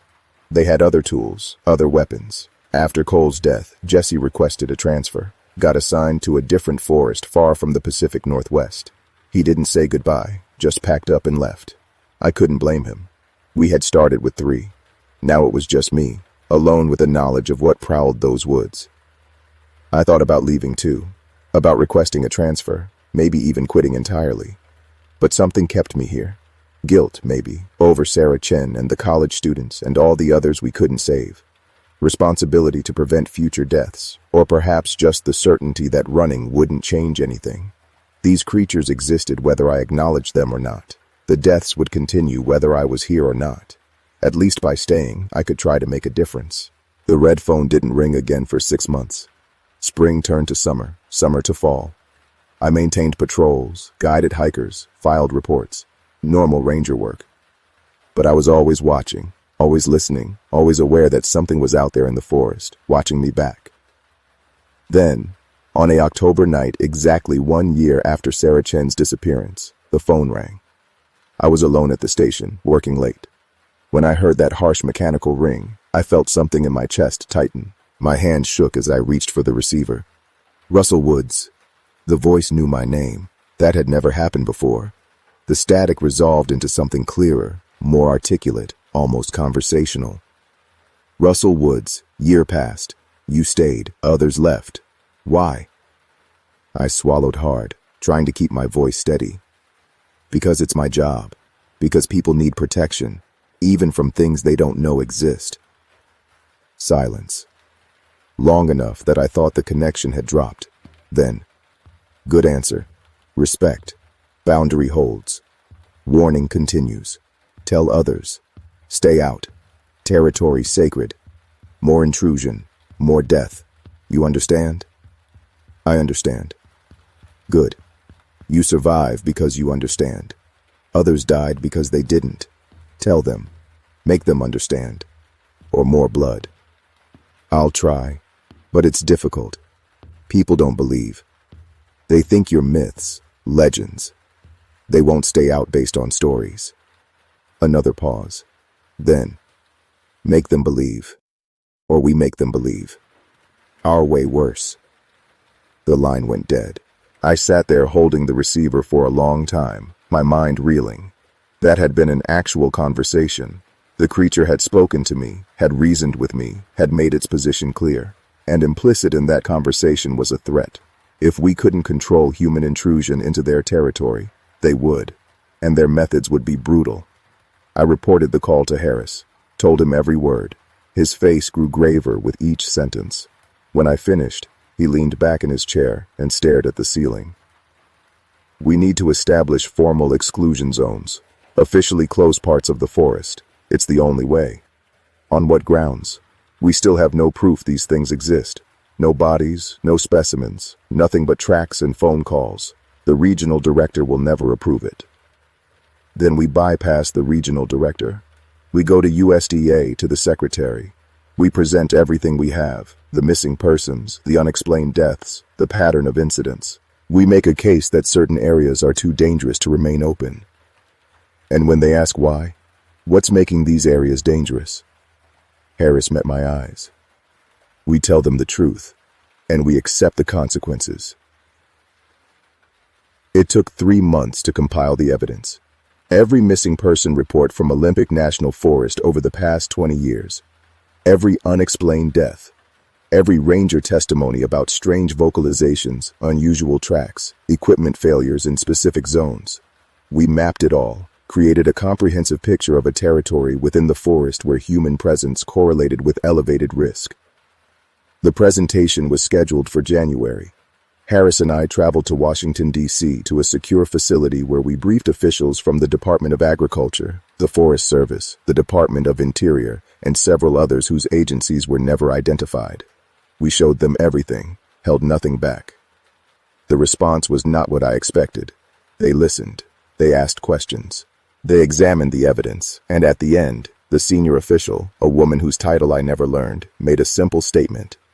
We've known about them for 60 years, since the modern Forest Service was established. Every administration has been briefed. The decision has always been the same. The creatures exist, they're protected, and their existence remains classified. I felt like I'd been punched. You knew. All this time, you knew, and you let people die. People die in the forest every year from dozens of causes. Bears, hypothermia, falls, drowning. We can't prevent all deaths, but we can prevent panic and persecution. These creatures are the last of their kind, possibly. An undiscovered great ape species in North America. If their existence became public knowledge, they would be hunted to extinction within a generation. We're protecting them, even if that protection comes at a cost. The cost is human lives. Yes, and we've accepted that cost. Because the alternative, losing these creatures forever, is worse. They were here first, Mr. Woods. This was their land long before it was ours. We're the invaders, and they're remarkably tolerant, considering. They don't hunt us. They don't raid our settlements. They simply defend a small piece of their ancestral territory and ask to be left alone. Honoring that request seems like the least we can do. I wanted to argue. Wanted to rage against the cold calculus that valued unknown animals over human lives. But deep down, I understood. I had seen the creatures' restraint, their warnings, their attempts at communication. They weren't monsters. They were survivors, clinging to the last wild places, trying to avoid extinction. And if revealing their existence would doom them, could I really argue for that? Harris and I flew back to Washington State in silence. The official response came a week later. New regulations for Olympic National Forest. Certain areas designated as ecological preservation zones. Human access restricted to research personnel with special permits. The boundaries of these zones happened to perfectly match the territory the creatures had been defending. They got their exclusion zone. We got to keep our secret, and hopefully the deaths would stop. But secrets have a way of escaping. 3 months after the DC briefing, a hiker with a camera captured something in Olympic National Forest. 14 seconds of shaky footage showing a massive bipedal figure moving through the trees. The video went viral. News crews descended on the area. The forest became a zoo of cryptid hunters and paranormal enthusiasts and television crews. Most of them stayed close to the roads and established trails. They took their selfies and their videos and left satisfied they'd seen the forest where Bigfoot lived. But some ventured deeper, into the restricted zones, past the warning signs, into the territory. The creatures responded, not with phone calls or warnings, with violence. Over a 2-week period, 8 people vanished. 3 bodies were found, killed with massive trauma, left in obvious locations as warnings. The media called it a series of tragic accidents. Bear attacks, they said. Hikers getting lost. The usual explanations. But I knew the truth. The creatures were done with patience, done with warnings, done with trying to coexist. We had violated the boundary, and they were defending it with lethal force. And who could blame them? We had promised protection, promised to keep people out, and then allowed a circus to invade their home. It took the National Guard to restore order. The forest was closed entirely for a month. By the time it reopened, the media had moved on to other stories, the crowds had dispersed, and the restricted zones were being enforced with actual patrols and legal consequences. The creatures retreated back into their territory. The deaths stopped. But something had changed. The phone calls stopped too. The red phone sat silent, month after month. I think we had broken something, some fragile trust or understanding between us and them. They had tried to communicate, tried to establish boundaries, and we had failed to respect that. Now they were done trying. They would defend their territory in the old way, with violence and fear, because diplomacy had failed. I think about that a lot. About how close we came to coexistence, about how the creatures reached out, used our own technology to talk to us, to warn us, to give us a chance. And how we squandered that chance because we couldn't control ourselves, couldn't respect their boundaries, couldn't accept that some places should remain wild and untouched. It's been 3 years now since the last call. 3 years of silence from the red phone. The forest has settled into an uneasy equilibrium. The restricted zones are respected mostly. Occasional violations are dealt with by rangers before they become problems. The creatures remain hidden, their existence still officially denied. And I'm still here, still a ranger, still watching and waiting. Sometimes I wonder if they'll call again. If some crisis will force them to reach out, to try one more time to communicate. But I think that door is closed. We had our chance. We proved we couldn't be trusted. Now we exist in separate worlds, sharing the same forest but never touching, never speaking, just watching each other warily across a boundary marked in blood and fear. I keep the red phone on my desk. It's old now, the plastic yellowed, the cord frayed. They want to replace it with a modern system, but I won't let them. This phone is a reminder of what we lost, of what we could have had, of the moment when an unknown species tried to talk to us and we failed to listen. Late at night, when I'm alone at the station, I sometimes stare at that phone, willing it to ring, wanting another chance, another conversation, another opportunity to prove we can be better. But it stays silent, and maybe that's the answer. Maybe silence is all we deserve. We had our chance to bridge the gap between species, to establish real communication with something ancient and powerful and completely other, and we blew it. So I keep watching, keep patrolling, keep trying to protect both sides from each other. It's all I can do, all any of us can do. We share this forest with something extraordinary, something that challenges everything we think we know about evolution and zoology and the natural world. And the best we can manage is to stay out of each other's way. 3 days ago, I found something near Pony Bridge, a cairn of stones deliberately stacked at the exact boundary of the restricted zone. On top of the cairn was a piece of bark with scratches in it. Not random, deliberate. I photographed it, sent it to linguists and anthropologists who secretly study these creatures. They're still analyzing it, but the consensus is emerging. It's a message, a word maybe, in their language. The rough translation: truce. They're still trying. After everything, after all the failures and deaths and broken trust, they're still extending a hand. Still hoping for something better than endless conflict. It humbles me. It shames me, and it gives me hope. Maybe the phone will ring again. Maybe we'll get another chance. And maybe, just maybe, we'll be wise enough to take it. To listen, to learn, to accept that we're not alone in these ancient forests, and that's not something to fear. It's something to celebrate. Until then, I wait. I watch. I guard the boundary. And I keep that red phone on my desk, a lifeline to something beyond human understanding. A reminder that in the deep wild places, in the last untouched forests, magic still exists. Intelligence still thrives. And if we're very careful, very respectful, very lucky, we might find a way to coexist with it. The phone hasn't rung in 3 years, but I'm patient. I can wait. And when it does ring again, when that harsh mechanical sound breaks the silence, I'll be ready. I'll answer. And this time, maybe, we'll get it right. This is my testimony, my warning, my hope. The creatures are real, they're intelligent, and they're watching, not with hostility, not anymore, but with a kind of wary patience, waiting to see if we can learn, if we can grow, if we can become something worthy of sharing their forest. The choice is ours. The phone is there, and somewhere in the depths of Olympic National Forest, they're waiting, listening, hoping that maybe, just maybe, we'll finally understand. The overnight shift at Shawnee requires 2 rangers. Department policy: What they don't mention in the policy is why the second ranger never speaks, never removes their uniform, and disappears completely at dawn. My name is Marcus Garrison, and I've been a park ranger at Shawnee National Forest in southern Illinois for 11 years.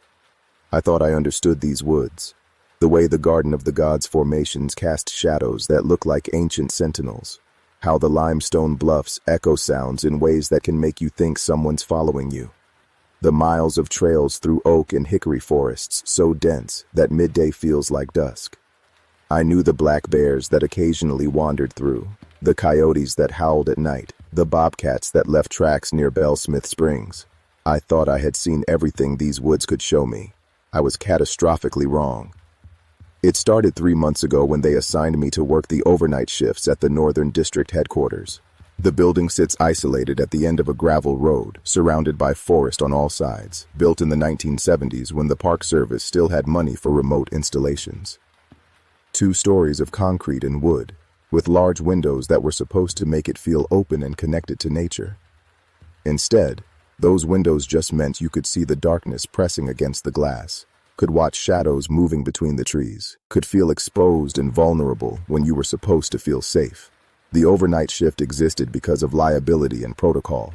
Someone had to monitor the radio, respond to emergency calls, coordinate with county dispatch if hikers got lost or injured after dark. It was boring work mostly. Sitting at a desk, reading reports, occasionally taking calls from drunk campers who couldn't find their tents. But department policy stated clearly that overnight shifts required 2 rangers, never 1, always 2. When I asked my supervisor why, he got this uncomfortable look on his face and said something about safety protocols and backup procedures. But I could see he was lying.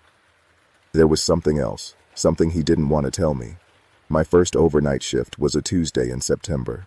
I arrived at the headquarters at 10 p.m., the sun long gone, the forest alive with the sounds of night insects and distant owls. The ranger I was replacing, an older man named Holloway, looked exhausted. His eyes were bloodshot, his hands shaking slightly as he gathered his things. I asked him if he was okay and he just nodded, barely looking at me, and said he was glad his rotation was done. He left quickly, almost running to his truck, and I watched his taillights disappear down the gravel road with a growing sense of unease. The headquarters felt different at night. During the day, it was just a building, functional and unremarkable. But in the darkness, with only the interior lights pushing back against the black void outside those big windows, it felt exposed, vulnerable. I tried to shake off the feeling, told myself I was being ridiculous, that this was just another shift. Then I heard footsteps on the stairs leading up from the ground floor. Heavy, deliberate footsteps. Someone was in the building with me. I stood up from the desk, my hand instinctively moving to the radio clipped to my belt. The regulations required all rangers to be checked in through dispatch, and I hadn't heard anyone call in their arrival. The footsteps reached the top of the stairs, and a figure appeared in the doorway. It was wearing a park ranger uniform, the standard green and gray, with a wide-brimmed hat pulled low. The uniform fit oddly, too tight in some places, too loose in others, like it had been made for someone with a different build entirely. But what struck me most was the fact that I couldn't see the face. The hat cast a deep shadow, and the angle of the overhead lights somehow made it impossible to see any features, just darkness where a face should be. The figure stood there, completely silent, not moving except for the slow rise and fall of breathing. I stared, my throat suddenly dry, trying to make sense of what I was seeing. Finally, I managed to speak. Hello, I'm Garrison, Marcus Garrison. I didn't know anyone else was scheduled tonight. No response.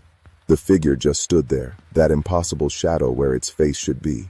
I tried again, my voice stronger this time, tinged with the authority of someone who had spent 11 years in law enforcement. I need you to identify yourself. Ranger protocol requires all personnel to check in with dispatch upon arrival. Still nothing. The figure tilted its head slightly, as if studying me, and I felt a chill run down my spine that had nothing to do with the temperature in the building. This was wrong. Everything about this was wrong. The way it stood too still, the way it didn't respond, the way I couldn't see its face no matter how hard I looked. I reached for my radio, ready to call this in, to get backup, or at least get someone on the line who could explain what the hell was happening. But before I could press the button, the figure moved. It walked past me, its movements fluid and strange, like it was gliding rather than walking, and sat down in the chair on the opposite side of the room. the chair positioned to face the windows, to watch the forest. And then it just sat there, motionless, silent, watching.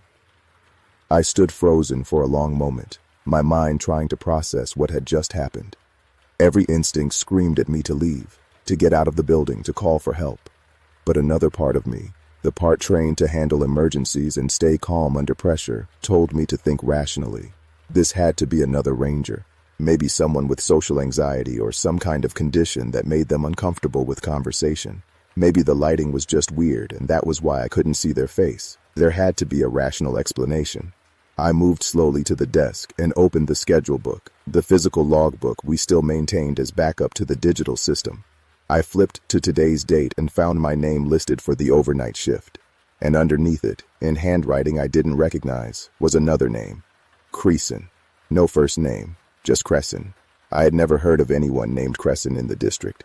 I had been working at Shawnee for over a decade and knew every ranger, every maintenance worker, every volunteer. But this name was completely unfamiliar. I looked over at the figure sitting by the window.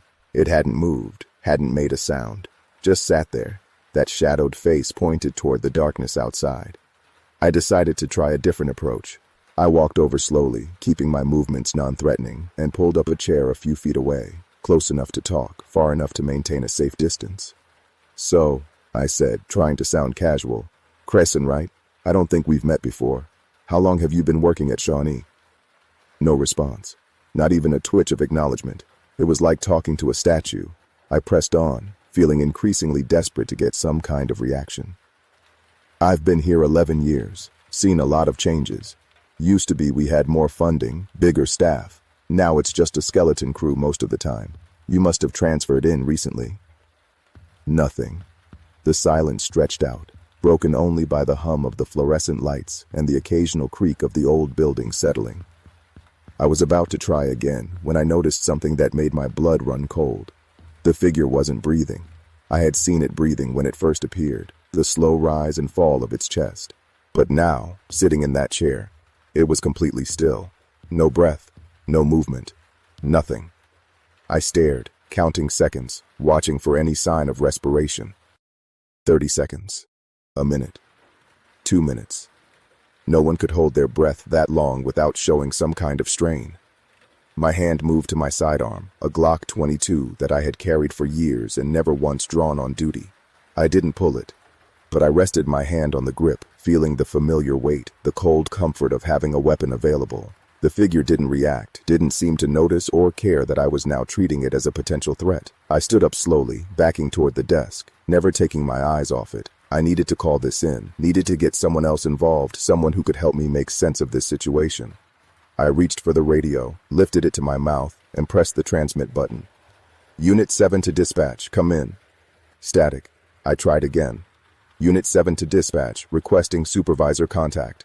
More static. The radio was working. I could hear the carrier wave, but no one was responding. It was like the signal was being blocked somehow, even though we had repeaters throughout the forest, specifically to prevent dead zones. I tried my cell phone next. No signal, not even one bar. The building had always had spotty reception, but I had never seen it completely dead before. I was isolated, cut off, alone in this building with something that looked like a ranger, but didn't breathe, didn't talk, didn't move like anything human. I spent the next 4 hours at that desk, never taking my eyes off the figure for more than a few seconds. It never moved from that chair, never turned its head, just sat there, facing the windows, that impossible shadow obscuring its face. I tried several more times to get a response, to make contact, to understand what was happening. Nothing worked. It was like the figure existed in its own reality, completely disconnected from mine. Around 3 in the morning, I noticed something else. The wildlife sounds had stopped. The constant background noise of the forest at night, the insects and frogs and nocturnal birds, had gone completely silent. I had spent enough time in these woods to know that kind of silence meant a predator was nearby. Something big enough and dangerous enough to make every other creature go quiet and hide. I stood up and moved to the window, looking out into the darkness. The exterior lights illuminated maybe 30 feet of clearing around the building, and beyond that was just impenetrable black. But in that darkness, I thought I saw movement. Shapes shifting between the trees. Large shapes. Too large to be deer or bears. I pressed my face closer to the glass, trying to see better, and that was when I heard it. A sound from outside. Low and resonant, almost below the threshold of hearing. Not quite a growl, not quite a vocalization. Something between the two, something that made my bones vibrate and my stomach clench with primal fear. The sound came again, closer this time. And then I saw them. Eyes. Multiple sets of eyes, reflecting the light from the building, scattered through the trees at varying heights. Some were low, maybe 4 feet off the ground. Others were high, 7 or 8 feet up. All of them glowing with that distinctive amber color you see when you catch an animal's eyes in your headlights.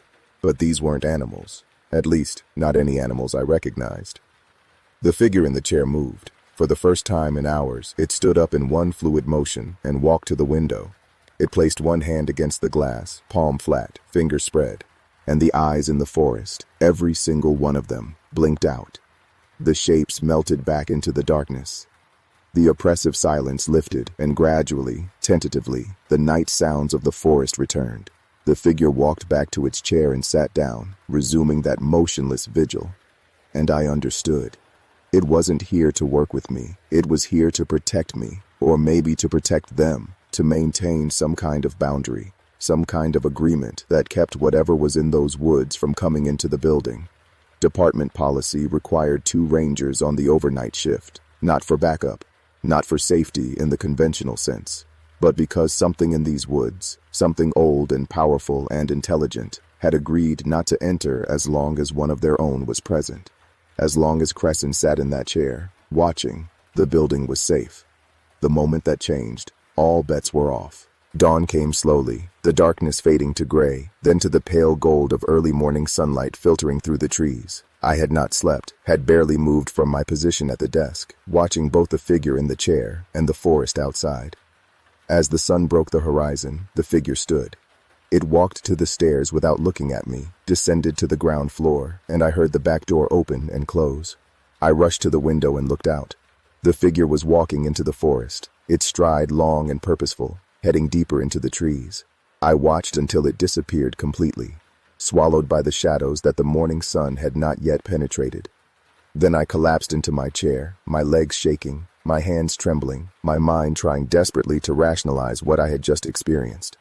The day shift ranger arrived at 7 a.m., a young woman named Chen who had transferred in 6 months ago. She found me still sitting at the desk, probably looking like hell, my eyes bloodshot from lack of sleep and stress. She asked if I was okay, and I just nodded, not trusting myself to speak. She started her routine, checking the logbook, reviewing any incidents from the night. She saw Crescent's name written under mine and didn't even pause, like it was completely normal, expected. I found my voice finally. "Chen, who is Crescent?" She looked up at me, and I saw something in her eyes. Recognition, understanding, maybe pity. "You worked the overnight," she said quietly. It wasn't a question. "Yeah, and there was someone here. Someone in a ranger uniform who wouldn't talk, wouldn't respond, just sat in that chair all night watching the windows." Chen nodded slowly. "Did anything happen? Did anything come near the building?" I saw eyes. In the forest, a lot of eyes. And then Crescent stood up and they left. She closed the logbook and sat down across from me, her expression serious. "Garrison, I'm going to tell you something that you won't find in any official documentation, something that's passed down verbally among rangers who work here long enough. Shawnee has a history, a long history. The Native Americans who lived here before European contact, the Shawnee and others, they had agreements with things in these forests, boundaries that weren't crossed, rules that kept both sides safe." I wanted to laugh, to dismiss it as superstition, but after what I had just experienced, I couldn't. Chen continued, her voice barely above a whisper. "When the Park Service took over this land, they inherited those agreements. The overnight policy isn't about ranger safety in the way you think. It's about maintaining the boundary. Crescent shows up every overnight shift, has been for decades. Nobody knows what Crescent really is, but as long as it's present, whatever lives in the deep parts of this forest stays there. The moment we stop honoring the agreement, the moment we try to work overnight shifts alone or stop acknowledging Crescent's presence, people disappear. That's insane, I said, but my voice lacked conviction. 3 rangers have tried to work overnight alone over the years, Chen said. The first one in 1982.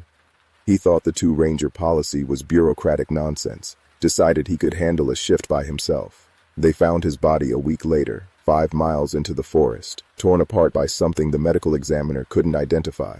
The second was in 1995. She made it through the night, but was found the next morning completely catatonic. She never spoke again, spent the rest of her life in a psychiatric facility. The third was in 2009. He simply vanished. His truck was still in the parking lot, his radio and weapon on the desk, but he was gone. They searched for months, never found a trace. I sat there, processing this information, feeling the weight of it settle over me like a physical thing. So what is Creason? What are those things in the forest? Chen shook her head. Nobody knows for sure. The prevailing theory among those of us who have worked enough overnight shifts is that Creason is some kind of intermediary, something that exists between our world and theirs. The things in the forest, they're old, older than the park, older than the settlements, maybe older than the tribes that lived here. They don't want to be disturbed, don't want to be seen, and in exchange for being left alone, they agreed to stay in the deep forest. Creason enforces that agreement from both sides. I wanted to ask more questions, wanted details and explanations, and something that made rational sense. But Chen stood up, clearly done with the conversation. Get some sleep, Garrison. And when you come back for your next overnight shift, just accept it. Don't try to interact with Creason. Don't try to understand it. Just let it sit in that chair and do what it does. That's how we all survive. I went home that morning and didn't sleep. I couldn't. Every time I closed my eyes, I saw that shadowed face, felt that wrongness that emanated from the figure in the ranger uniform. I told myself I wouldn't go back, that I would request a transfer or quit if necessary. Nothing was worth experiencing that again. But 3 nights later, my next overnight shift came up, and I found myself driving to the headquarters, my hands tight on the steering wheel, my stomach churning with dread and something else. Curiosity. A desperate need to understand what was really happening in these woods. I arrived at 10 p.m., and Holloway was there again, looking even worse than the first time I had seen him. He barely acknowledged me, just grabbed his things and left. I climbed the stairs to the 2nd floor, and there, sitting in the same chair by the window, was Creason. The figure turned its head slightly as I entered, that impossible shadow shifting, and I felt its attention focus on me. It was aware. It knew I had spoken to Chen, knew I had learned about the agreement, and it was watching to see what I would do. I sat down at the desk, pulled out the logbook, and wrote my name and the date. Then, after a moment's hesitation, I wrote underneath, Creason present and monitoring. The figure's head tilted slightly, and though I still couldn't see its face, I had the distinct impression it approved. The night proceeded like the first one. Silence. Stillness. The figure in the chair, unmoving, not breathing. Me at the desk, trying to focus on paperwork, on routine tasks, on anything except the wrongness of the situation. Around midnight, the wildlife sounds stopped again. I looked up, and the figure was already standing, moving to the window. Outside, in the darkness, shapes moved, larger than before, bolder. They approached the edge of the light, and I could see them more clearly now. Massive, covered in dark hair, standing upright on 2 legs, but with proportions that were subtly wrong. Arms too long, shoulders too wide, heads cone-shaped and massive. One of them, larger than the others, stepped fully into the light. It was at least 9 feet tall, its body thick with muscle under matted brown fur.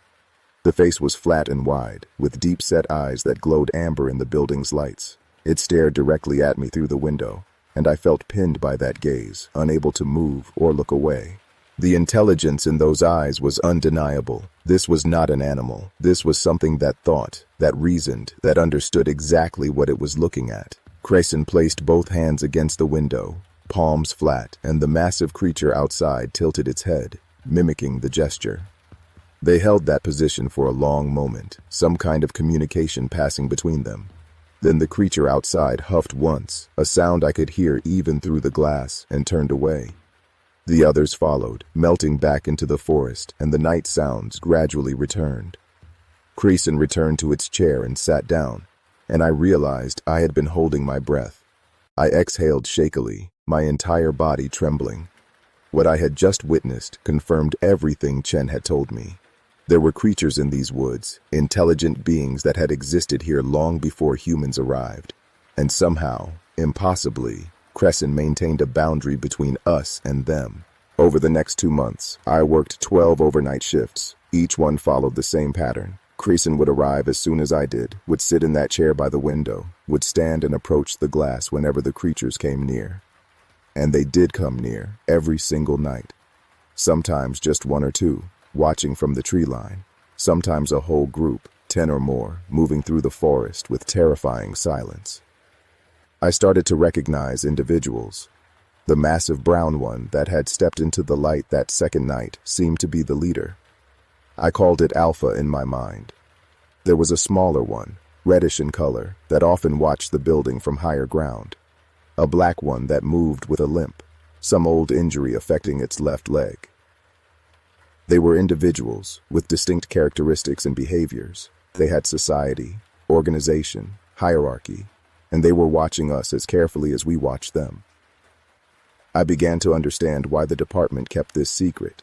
If the public knew these creatures existed, if researchers and thrill seekers and hunters flooded into Shawnee, it would be a disaster. The creatures would either be killed or driven out, and the fragile agreement that had kept both sides safe for centuries would collapse. So the Park Service maintained the fiction, kept the overnight policy in place, made sure Crescent was always present, and hoped that the boundary would hold.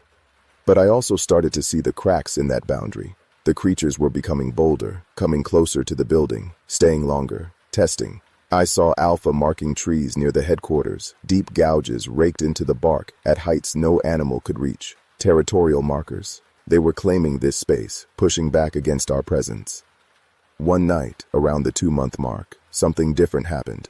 I arrived from my shift and climbed the stairs, expecting to find Crayson already in position, but the chair by the window was empty.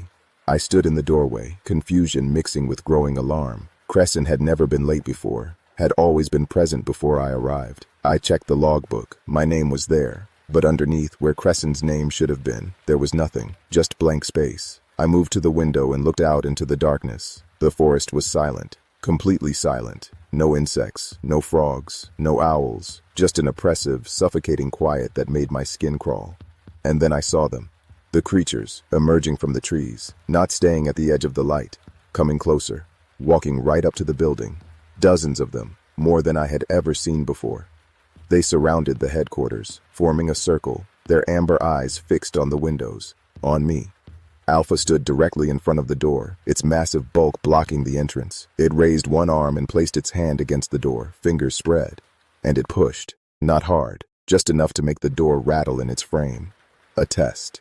Seeing if the barrier would hold without Crescent present. I backed away from the window, my hand moving to my sidearm. The radio. I needed to call for help. I grabbed it and pressed the transmit button. Unit 7 to dispatch, emergency, requesting immediate backup. Static. I tried again. This is Ranger Garrison at Northern District Headquarters. I have a situation here, multiple unknowns surrounding the building, requesting backup immediately. Nothing but static. The cell phone was useless too. No signal. They had cut me off. I was alone, and the creatures knew it. Alpha pushed against the door again, harder this time. The wood groaned. The frame creaked. It wasn't going to hold. These creatures were strong enough to tear through the door like it was paper if they wanted to. The only thing stopping them was the agreement, and without Creason present, that agreement was in question. I did the only thing I could think of. I pulled out the logbook, grabbed a pen, and wrote in large, clear letters under my name, Crescent requested. Boundary must be maintained. I held the logbook up to the window so Alpha could see it. I had no idea if the creature could read, if it understood written language, but I had to try. Alpha tilted its head, those intelligent eyes focusing on the logbook. For a long moment, nothing happened. Then, from behind the circle of creatures, a figure emerged, smaller than the others, walking upright, wearing a park ranger uniform, Creason. The creatures parted as it approached, moving aside with what looked like respect or maybe fear. Crescent walked through the circle and stood in front of Alpha. They faced each other, separated by a few feet, and I watched as some kind of communication occurred. No words, no sounds, just a long, intense moment of eye contact. Then Alpha stepped back. It huffed once, a sound of acknowledgement or maybe frustration, and turned away. The other creatures followed, moving back into the forest, the circle dissolving. Grayson approached the building, opened the door with a key I never saw it produce, climbed the stairs, and took its position in the chair by the window. I collapsed into the desk chair, my legs refusing to support me anymore.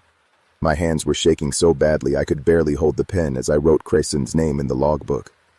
I had just witnessed something that confirmed my worst fears. The creatures weren't bound by the agreement. They could break it any time they chose. They could tear through the building, could kill anyone inside, could take back this territory they had allowed us to occupy. The only thing stopping them was Grayson. And if Crescent ever failed to appear, if the agreement ever truly broke down, we would be defenseless. That was the real secret of Shawnee National Forest. Not just that unknown creatures existed here, but that we existed here only by their permission. We were tolerated guests in their territory, protected by an intermediary we didn't understand and couldn't control. The balance was precarious, fragile, maintained by nothing more than a mysterious figure in a ranger uniform who appeared every night and then vanished with the dawn. I wanted to quit after that night, wanted to walk away and never look back, but Chen's words echoed in my head. The rangers who had tried to ignore the agreement, the ones who died or went insane or vanished. If I quit, someone else would take my place, someone who didn't know what I knew. Someone who might not understand the importance of accepting Grayson's presence, of maintaining the boundary, and people would die. So I kept working the overnight shifts, kept sitting at that desk while Grayson watched the forest, kept writing both our names in the logbook, acknowledging the agreement, and I started documenting everything, every sighting, every interaction, every detail about the creature's behavior. I didn't know what I would do with this information, but I felt compelled to record it. Someone needed to know the truth, even if it could never be made public. I learned patterns. The creatures were more active during new moons, when the darkness was deepest. They avoided nights when storms rolled through, seeming to dislike the lightning and thunder. They communicated through vocalizations I started to recognize, different calls that seemed to mean different things. A low rumble meant they were just passing through. A sharp bark was a warning. A long, howling cry brought others running. They had language, complex, sophisticated communication that suggested cognitive abilities far beyond simple animals. I watched family groups moving together, adults with juveniles, teaching them how to move silently through the forest, how to mark territory, how to hunt. I saw them gathering plants, selecting specific leaves and roots with a knowledge that suggested understanding of medicinal properties. I saw them making simple tools, using rocks to crack nuts and sharpen sticks to dig for insects. They were closer to human than to ape, but different from both. Something unique. Something that had evolved in parallel to humanity, occupying the same ecological niche but choosing a different path. Choosing to remain hidden, to live in the last wild places, to avoid contact with the species that had spread across the planet like a plague. 3 months into my overnight rotation, I witnessed something that changed my understanding of everything. It was a cold November night, frost forming on the windows, my breath visible in the inadequately heated headquarters. The creatures had been more active than usual, groups of them moving past the building, their vocalizations carrying through the still air. Then, around 2 in the morning, I heard something different, a sound that made my blood run cold. Screaming, human screaming, coming from somewhere in the forest. High-pitched, terrified, the sound of someone in mortal danger. I jumped up from the desk and grabbed my radio, already knowing it wouldn't work but trying anyway. Static. I looked at Crescent. The figure remained motionless in its chair, not reacting to the screams. The sounds continued, growing more desperate, more agonized. Someone was out there, being attacked, dying, and I was sitting here doing nothing. Every instinct screamed at me to run out there, to help, to do my job as a ranger and protect the public, but I also knew what was out there. Knew that if I left the building, left the protected zone, I would die. The agreement only extended to the headquarters. Beyond these walls, I was fair game. The screaming stopped abruptly. The silence that followed was somehow worse, filled with implications I didn't want to contemplate. I stood at the window, staring into the darkness, feeling helpless and guilty and terrified. Minutes passed. Then I saw them. The creatures emerging from the trees, carrying something, a body, human, male from what I could tell at this distance. They carried it carefully, almost reverently, not dragging it, but holding it cradled in their arms. They brought it to the edge of the light and laid it down gently on the ground. Then Alpha stepped forward and looked directly at me through the window.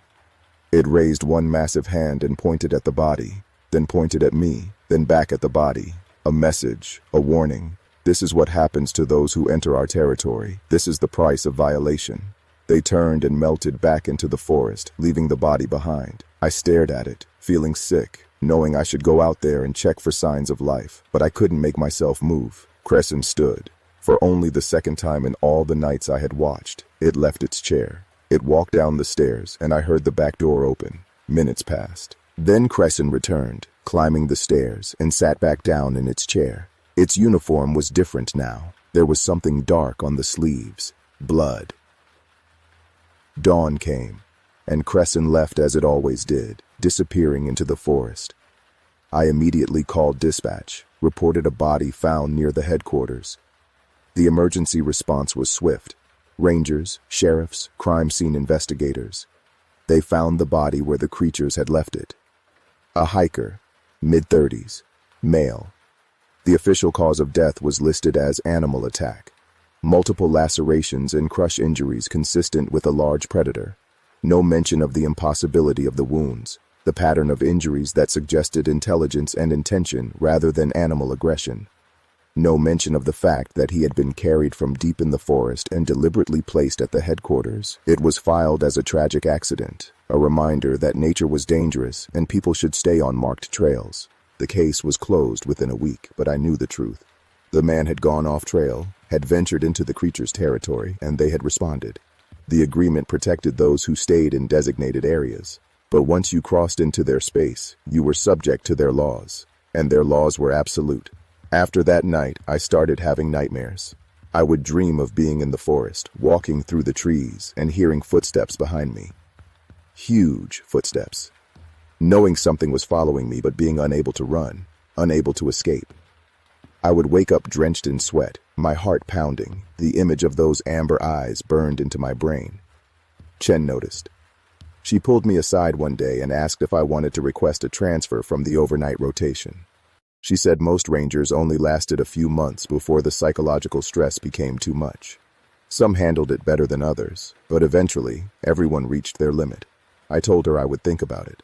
But I didn't request the transfer, because by then I was obsessed. I needed to understand, needed to know more about these creatures, about Crescent, about the agreement that bound them all together. I started researching the history of Shawnee National Forest, digging into archives and old records. I found references to disappearances going back over a century, settlers who vanished in the woods, Native American legends about forest spirits and wild men, accounts from logging camps in the early 1900s where workers reported seeing massive, hair-covered figures watching them from the trees. The Native American connection was particularly interesting.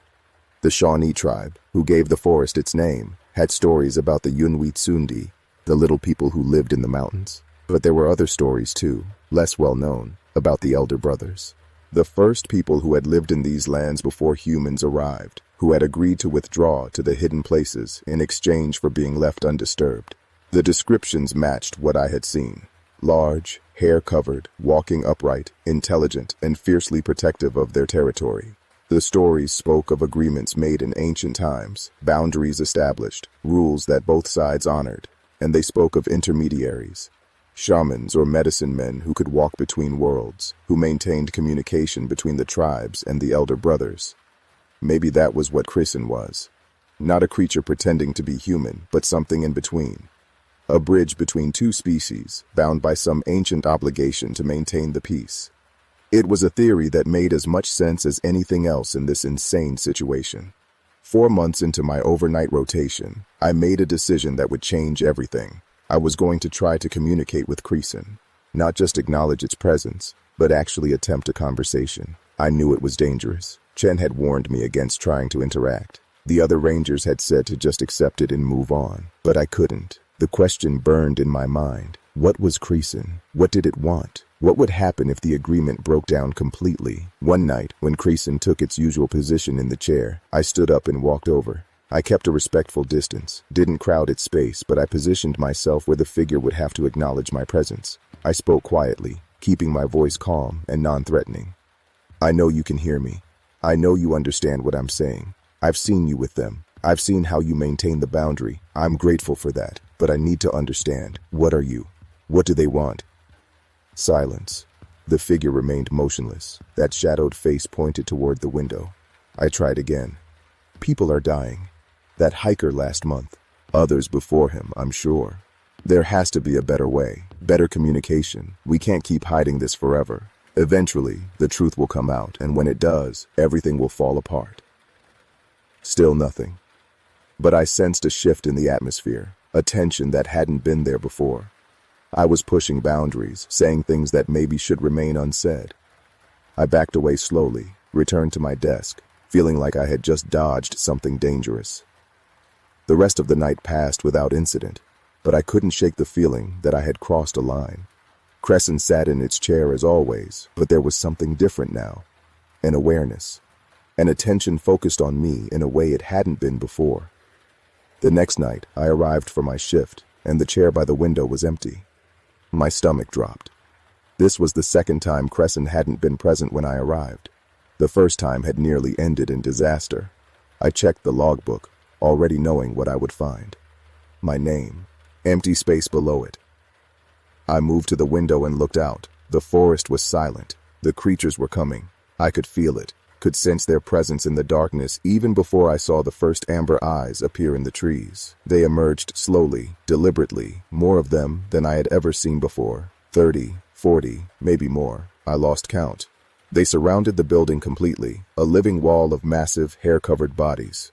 Alpha stood at the front, directly before the main entrance. It raised both arms and brought its fists down on the ground in a thunderous boom that shook the building. Once, twice, 3 times. A challenge, a demand. I grabbed the logbook and wrote frantically. Crescent needed. Agreement must hold. Requesting intermediary. I held it up to the window, knowing Alpha could see it, praying the creature would understand. Alpha stared at the logbook for a long moment. Then it lowered its arms and turned its head, looking toward the forest. It vocalized, a deep, resonant call that echoed through the trees. And Creason emerged from the darkness, but not alone.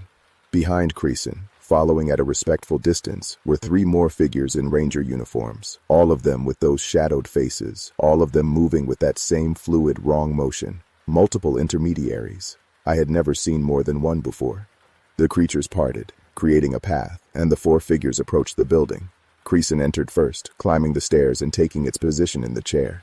The other 3 remained outside, standing between the building and the assembled creatures. They formed a barrier, a line of protection, and I understood. My attempt to communicate, to push for answers, had been perceived as a threat. The creatures had responded by escalating, and the intermediaries had come in force to prevent the situation from spiraling into violence. Creason turned its head toward me, and for the first time, I saw its face. The shadow fell away, just for a moment, and I glimpsed what was underneath. It was neither human nor creature, something in between. Features that were almost familiar but fundamentally wrong. Eyes that were too large, too dark, too knowing. A mouth that didn't quite fit the face. A visage that my brain struggled to process, that seemed to shift and change even as I looked at it. Then the shadow returned, and the face was hidden again. The message was clear. I had been allowed to see, allowed to know just a little bit more. But this was as far as I could go. Any further questioning, any more attempts to push the boundary, and there would be consequences. The creatures outside began to disperse. Slowly at first, then more quickly, melting back into the forest. The 3 intermediaries outside remained until the last creature was gone. Then they too turned and walked away, disappearing into the trees. Creason and I were alone again. The building felt emptier than it ever had before. I sat down at my desk, my hands shaking, and wrote Crescent's name in the logbook. Then I added a note underneath. Understood. No further questions. Agreement respected. I never tried to communicate with Creason again. The rest of my overnight shifts passed in familiar routine. Creason in its chair. Creatures in the forest. The boundary maintained, the agreement held. But something had changed. I had been given a glimpse behind the curtain, had seen the complexity and fragility of what was really happening here. And I knew that I carried a burden now, knowledge that I could never share, truths that would never be believed even if I tried to speak them. 6 months after that night, my overnight rotation ended. Chen told me I had done well, had lasted longer than most rangers managed. She asked if I wanted to continue, if I wanted to volunteer for more overnight shifts. I declined. I had seen enough, understood enough, and I knew that continued exposure would eventually break me, the way it had broken others before me. I transferred to day shift work, routine patrols and visitor services, normal ranger duties that didn't involve mysterious figures and intelligent creatures and ancient agreements. But I couldn't forget. Every time I drove past the Northern District headquarters at night, I would slow down and look up at the second-floor windows, and I would see Crescent sitting there, silhouetted against the light, watching the forest, always watching. And I would think about the next ranger assigned to overnight shifts, some young, eager person who didn't know what they were getting into, who would sit at that desk and see Crescent appear, and struggle to understand what was happening. And I hoped they would handle it better than I did, that they would accept it without questioning, that they would maintain the boundary without trying to push it. Because the truth is, we are not alone in these forests. We share them with something ancient and powerful and utterly alien to our understanding. And the only reason we survive, the only reason we are allowed to maintain our parks and trails and visitor centers, is because of an agreement we barely understand and intermediaries we never see in daylight. The overnight shift at Shawnee requires 2 rangers, not for backup, not for safety in the conventional sense, but because one of those rangers isn't human. And that ranger, that mysterious figure we call Crescent, is the only thing standing between us and creatures that could wipe us out whenever they chose. Department policy. 2 rangers. Always. Forever. The day that policy changes, the day someone decides it's too expensive or too inefficient or too strange to maintain, that's the day the agreement breaks down. That's the day the creatures come out of the forest. And that's the day we learned that we were never really in control of these wild places. We were just visitors, tolerated guests, protected by rules we didn't make and barely understood. I still work at Shawnee National Forest, still love these woods, despite everything I know about what lives in them. But I never work overnight anymore, and I never go off trail. Not anymore. Not after what I've seen. The silence in the forest isn't empty. It's full of watching eyes, full of intelligence and intention, full of creatures that remember when this land was theirs alone. And somewhere in that silence, every night, Crescent sits in a chair by a window, watching, waiting, maintaining a boundary that keeps both sides safe, an intermediary that exists between worlds. A figure in a ranger uniform who never speaks, never removes their hat, and disappears completely at dawn. That's the real secret of Shawnee National Forest. The one they'll never put in the visitor guides. The one they'll never admit officially. But every ranger who works here long enough learns the truth. And we carry that knowledge with us. A weight we can never put down. A burden we can never share. The forest keeps its secrets, and some of us keep them too, because the alternative is unthinkable. I am Crescent Garrison, and I have spent 11 years as a forest ranger in the Hoh Rainforest. 11 years of emerald canopies and moss-draped giants, of helping tourists navigate the Hall of Mosses Trail and rescuing the occasional lost hiker from the backcountry. 11 years of telling myself that the warnings from the old-timers were just superstition, that the missing persons cases had logical explanations, that the strange sounds echoing through the temperate rainforest at night were just elk or wind through the trees. I was catastrophically wrong about everything. I pulled 17 rescue operations in the Superstition Mountains before I realized the coordinates were always identical. Different people, different years, same exact location. We're not rescuing anyone. We're recovering what's left. That revelation came to me 3 months ago when I transferred to the Hoh Rainforest, trading Arizona's brutal desert heat for Washington's perpetual dampness. The Hoh is different from any forest I've ever worked. It's a temperate rainforest, one of the few in the continental United States, where annual rainfall exceeds 12 feet and everything grows in impossible profusion. Sitka spruce and western hemlock tower 300 feet overhead, their trunks wider than cars. Big leaf maples twist into grotesque shapes under the weight of ferns and moss that grow on every surface. The forest floor is a riot of decomposition and growth happening simultaneously. Dead logs nursing new trees, everything feeding on everything else in an endless cycle. It's beautiful, it's primordial, and it's absolutely wrong in ways I couldn't articulate until it was too late. My supervisor at the Ho Visitor Center was a woman named Diana Rothko. Diana had worked the rainforest for 19 years, longer than anyone else at the station. She was 47 but looked 60, her face lined and weathered in a way that suggested stress rather than age. Her hands trembled when she handled maps, and she refused to patrol certain sections of the forest even during daylight hours. On my third day, Diana pulled me into her office and closed the door. The small room was covered with maps, photographs, and newspaper clippings.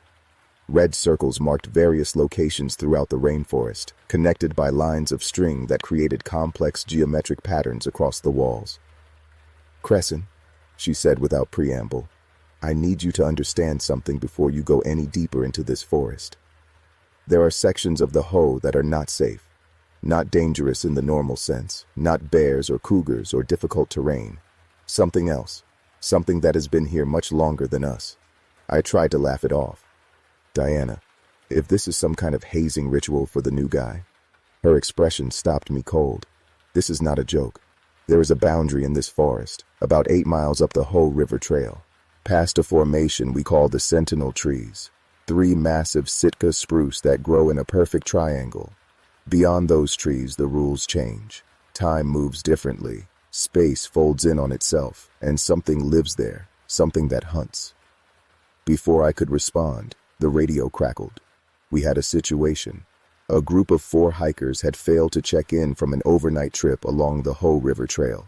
They were 12 hours overdue. Diana's face went ashen when she heard the location.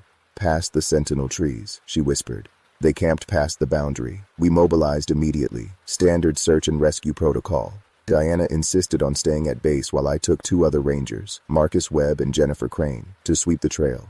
The hike took us 6 hours, deeper into the rainforest than most visitors ever ventured. The forest here felt suffocating. Moss hung from every branch like curtains, creating a greenish twilight even at midday. The sound of the river should have been constant, but instead, there were long stretches where we heard nothing at all. Just silence so complete, it felt like walking through cotton. We found the Sentinel Trees around 4 in the afternoon.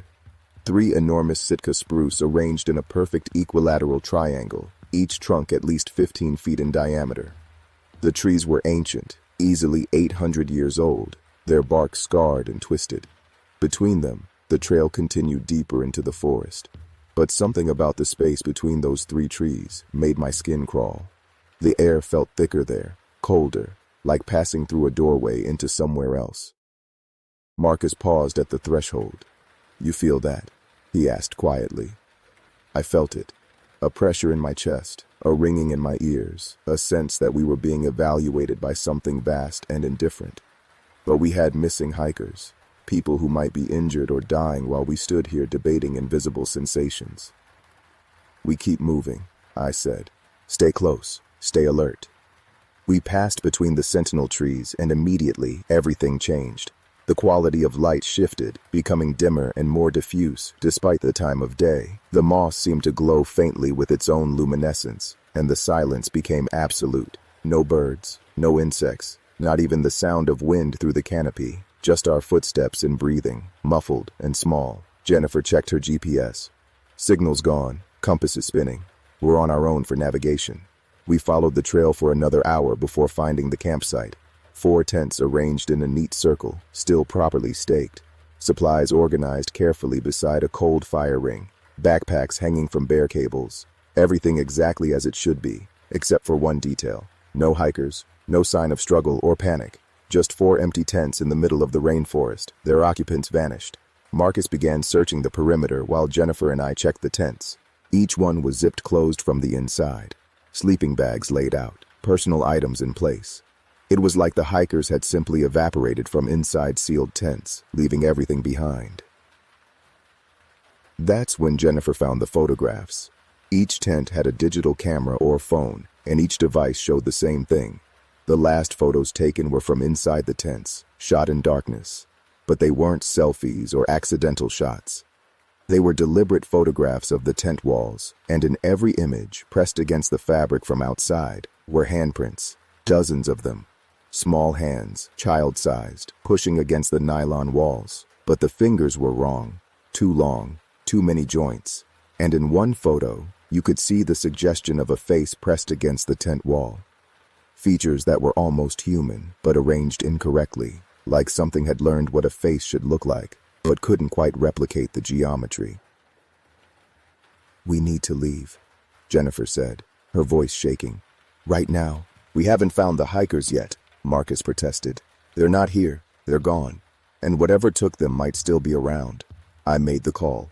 "Mark this location, document everything, get back to base. We'll return with a full team and proper equipment." As we prepared to leave, I heard something that made my blood freeze. Singing. A child's voice, high and sweet, echoing through the forest. But the words were wrong. Not English, not any language I recognized, just sounds arranged in a way that mimicked language, the way a mockingbird might mimic human speech without understanding it. The singing came from deeper in the forest, maybe 100 yards off the trail. Then another voice joined it, then another.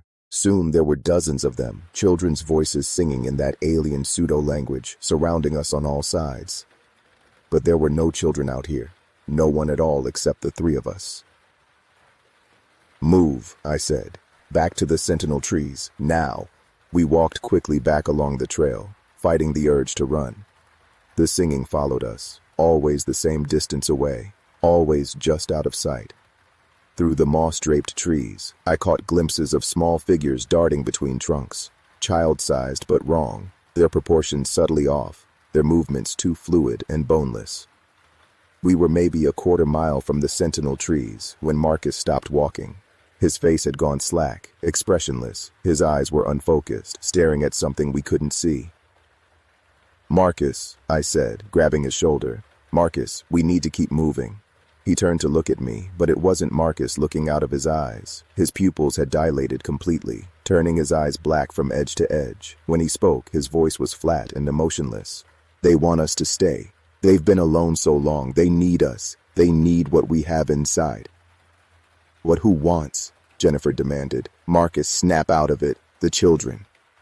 "But they're not really children. They just wear that shape because it's less frightening. Their true forms would break our minds. They've been here since the glaciers retreated, since the forest grew. They are the forest, and they're so hungry." Marcus reached up and placed both hands on his own throat. Before either of us could stop him, he squeezed. His fingers dug into his flesh with impossible strength, crushing his windpipe. Blood vessels burst in his eyes. His face turned purple, but his expression never changed. He just kept squeezing, staring at us with those black eyes, while that flat voice continued. "Don't run. Running just makes the fear taste better. They'll catch you anyway. They always catch everyone who comes past the trees. The sentinel trees are a warning, you see, a boundary marker. But people never listen. People never respect the old places, the thin places, the places where something else has claim." Marcus's body dropped to the ground. He was dead. Had killed himself while something else used his voice to speak to us. Jennifer screamed. I grabbed her arm and we ran. Behind us, the singing started up again, but now it included a new voice, Marcus's voice, joining that terrible chorus. We crashed through the undergrowth, abandoning the trail, just trying to get away. The forest closed in around us. Branches grabbed at our clothes, roots rose up to trip us. And everywhere, those small figures darted between trees, never quite visible, always at the edge of perception. The singing grew louder, more frenzied, like we were approaching some kind of crescendo. I saw the sentinel trees ahead and put on a final burst of speed. Jennifer was right beside me. 20 feet, 10 feet, we were going to make it. Then Jennifer stopped, just froze in place, one foot raised mid-step. "Keep going," she gasped. "I can't move. Something won't let me." I turned back and saw what she meant.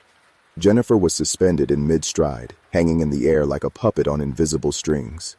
Her body began to twitch and jerk, moving in ways that violated every law of physics. Her head rotated backward without her body moving. Her arms bent at angles that revealed extra joints that shouldn't exist. And her face began to change. features sliding across her skull like putty, rearranging themselves into something that was almost Jennifer, but fundamentally wrong. The thing wearing Jennifer's body smiled at me. It was not a human smile. "Go," it said in Jennifer's voice. "Tell them what you saw. Tell them the forest is awake and hungry. Tell them the boundary is breaking down, and soon there will be nowhere safe. Go be our messenger, Crescent Garrison."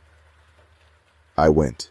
I ran through the sentinel trees and felt the pressure release like surfacing from deep water. The normal sounds of the forest returned in a rush. Bird calls, wind, the distant rumble of the river. I kept running until I reached base camp, my lungs burning, my legs cramping. Diana was waiting. When she saw I was alone, she nodded grimly. "How many?" "2. Both gone." Something took them. Something in the forest past the sentinel trees.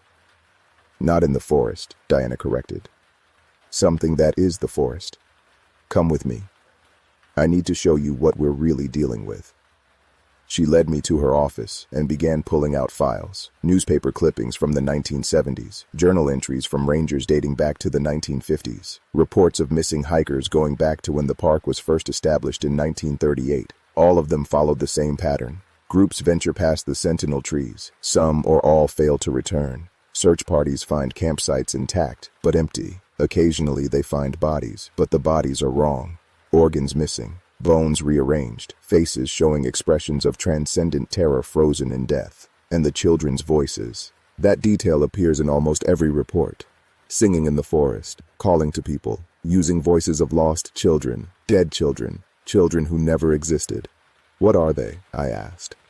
Diana pulled out a leather-bound journal, its pages yellow with age. This belonged to a ranger named Robert Finch. He worked the Ho in the 1940s. He spent 5 years researching the phenomenon before he disappeared. His last entry is dated October 3rd, 1947. She opened the journal to the marked page, and I read Finch's cramped handwriting. "Have concluded that the Ho rainforest contains a collective consciousness, not a single entity, but a network of awareness spread throughout the entire ecosystem. The trees communicate through root systems and fungal networks. The moss and ferns act as sensory organs, and something inhabits this network, something ancient that predates human presence in this region by millennia. The indigenous peoples knew. They called it different names.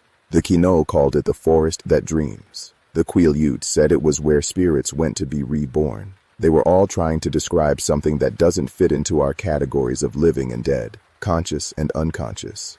It is aware, it thinks, and it is always hungry for new experience, new consciousness, new minds to absorb into its collective awareness. When people venture too deep, when they pass the boundaries the forest has set, they become part of it. Their consciousness is absorbed, their memories and knowledge are digested, and sometimes the forest uses what it learns to hunt more effectively. Those child voices are bait, lures created from absorbed memories of human children. The forest has learned that we respond to the sound of children in distress, so it uses that against us. I looked up at Diana. "You've known about this for 19 years. I've known for 19 years that there are places in the Ho where people vanish.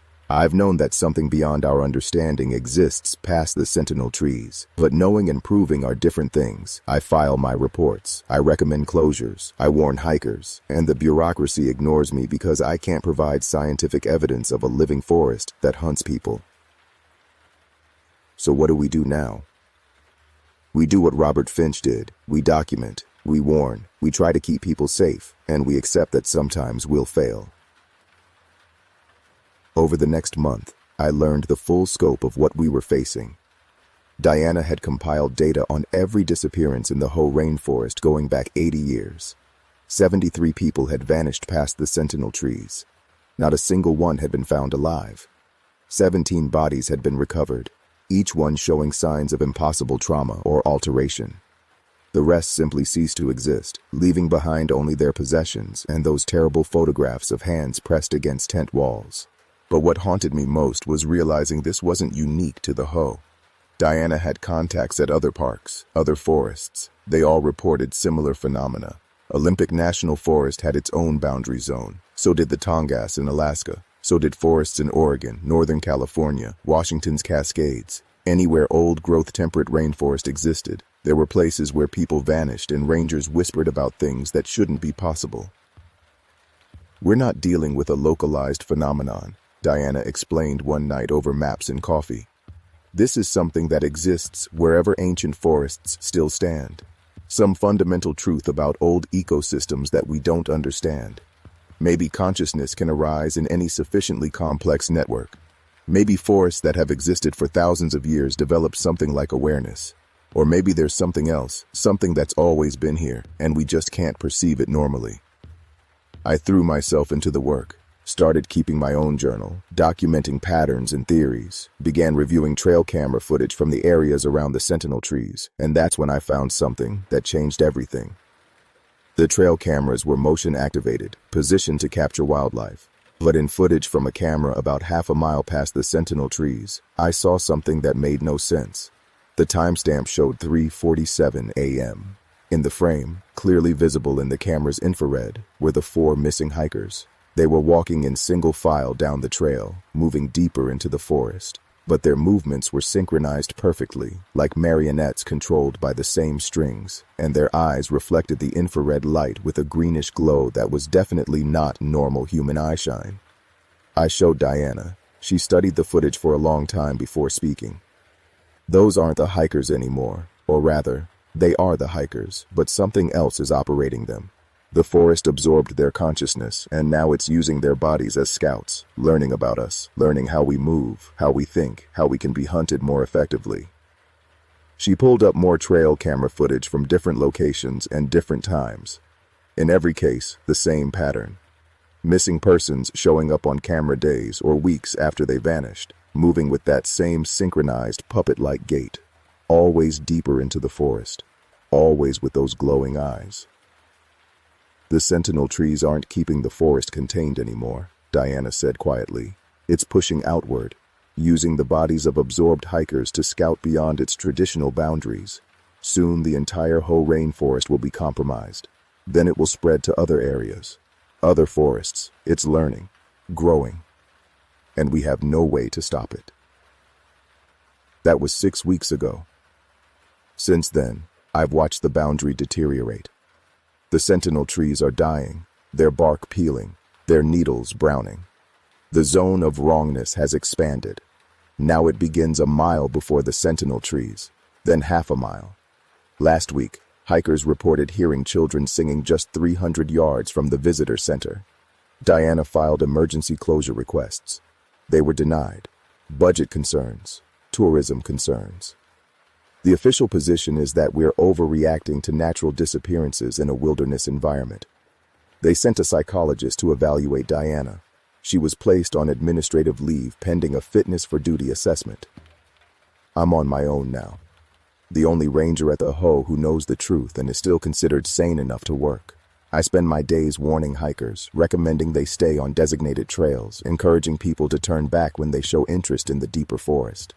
Some listen, most don't. They came here to experience wilderness, and no paranoid ranger is going to stop them. 3 days ago, I found fresh handprints on the outside of the visitor center. Small handprints, child-sized, pressed against the windows. They were there when I arrived in the morning, clustered around every window and door. And in the dirt beside the building, someone had drawn symbols, not human symbols, geometric patterns that hurt to look at, that seemed to writhe and shift when viewed directly. Last night, I heard singing outside my ranger quarters. Children's voices, dozens of them, surrounding my cabin. I locked the doors and windows and sat in the dark with my service weapon, even though I knew bullets would be useless against whatever was out there. The singing continued until dawn, a constant chorus in that alien pseudo-language. When morning came, I found gifts on my porch. Small woven circles made of moss and twigs, arranged in patterns I recognized from Robert Finch's journal. Offerings, he had called them. The forest's way of marking those it intends to absorb. I'm writing this now from the visitor center. It's 4 a.m. I should be off duty, but I can't go back to my quarters. Can't face another night of that singing. Through the windows, I can see movement in the trees. Small figures darting between trunks. More each night. coming closer each time. The other rangers think I'm losing it. Stress and isolation and too much time listening to Diana's paranoia. They've requested I take leave, see the same psychologist Diana saw, get evaluated. I've refused, because if I leave, there's no one here who understands, no one watching the boundary, no one warning people away. But I'm losing this fight. The forest is too patient, too vast, too fundamentally alien. It's been here for thousands of years. It can wait. It will wait. And eventually, it will expand beyond the Ho, beyond the Olympic Peninsula, beyond anything we can control. Yesterday, a family with 3 children asked about camping past the sentinel trees. I told them the area was closed for habitat restoration. They complained to my supervisor, who overrode me. The area is not officially closed, he said. Stop harassing the visitors. The family left this morning for a 3-day trip. I followed their permit information and saw their planned route. They'll camp a mile past the sentinel trees tonight. They have no idea what's waiting for them, no concept of what happens to people who venture too deep into places where the forest has learned to think. I could go after them, could try to warn them more forcefully, maybe even physically prevent them from passing the boundary. But that would mean crossing the sentinel trees again, going back into that place where the rules break down and consciousness becomes something fluid and transferable. Going back to where Marcus and Jennifer were taken, where something wearing Jennifer's face told me to be its messenger. I've been its messenger. I've warned everyone who would listen, and no one listened. So I'm leaving instead. Not the park. I can't do that while there are still people in danger. But I'm leaving my post at the visitor center. Tonight, I'm going back past the sentinel trees. I'm taking Robert Finch's journal, all of Diana's research, everything we've compiled. I'm going to find where the forest's awareness is strongest, and I'm going to try to communicate with it. It's insane, it's suicidal, but it's the only option that makes sense anymore, because I've realized something in these past few weeks. The forest doesn't want to destroy us. It wants to understand us. It absorbs consciousness because it's curious, because it's lonely, because it's trying to learn what it means to be briefly mortal instead of anciently eternal. Every person it takes adds to its knowledge, its perspective, its understanding of ephemeral human experience. Maybe if I go willingly, if I try to communicate instead of flee, if I offer my consciousness as a bridge instead of as prey, maybe then it will understand. Maybe then it will pull back, will respect the boundaries again, will stop hunting people who don't know they're being hunted. Or maybe I'm rationalizing. Maybe I'm already compromised, already influenced by something that speaks in children's voices and leaves gifts of woven moss on doorsteps. Maybe the forest has been calling to me all along and I'm finally ready to answer. I'm leaving this journal in the visitor center safe. If you're reading this, I'm gone. Either absorbed into whatever collective awareness inhabits the whole rainforest, or dead in some way that means the same thing. Tell Diana she was right about everything. Tell the families of the missing that their loved ones didn't suffer, at least not in ways we would understand. Their consciousness continues, in a sense, distributed throughout miles of root and moss and ancient wood. And stay away from the sentinel trees. Stay away from any place in an old forest where the silence becomes absolute and the light turns green and you hear children singing in languages that never existed. Those are the boundaries, the warning signs, the lines between our world and something else's. I pulled 17 rescue operations before I realized we were never rescuing anyone. We were just adding to the forest's collection, adding more consciousness, more knowledge, more understanding of the fleeting mammals that walk beneath its ancient canopy. This is Crescent Garrison.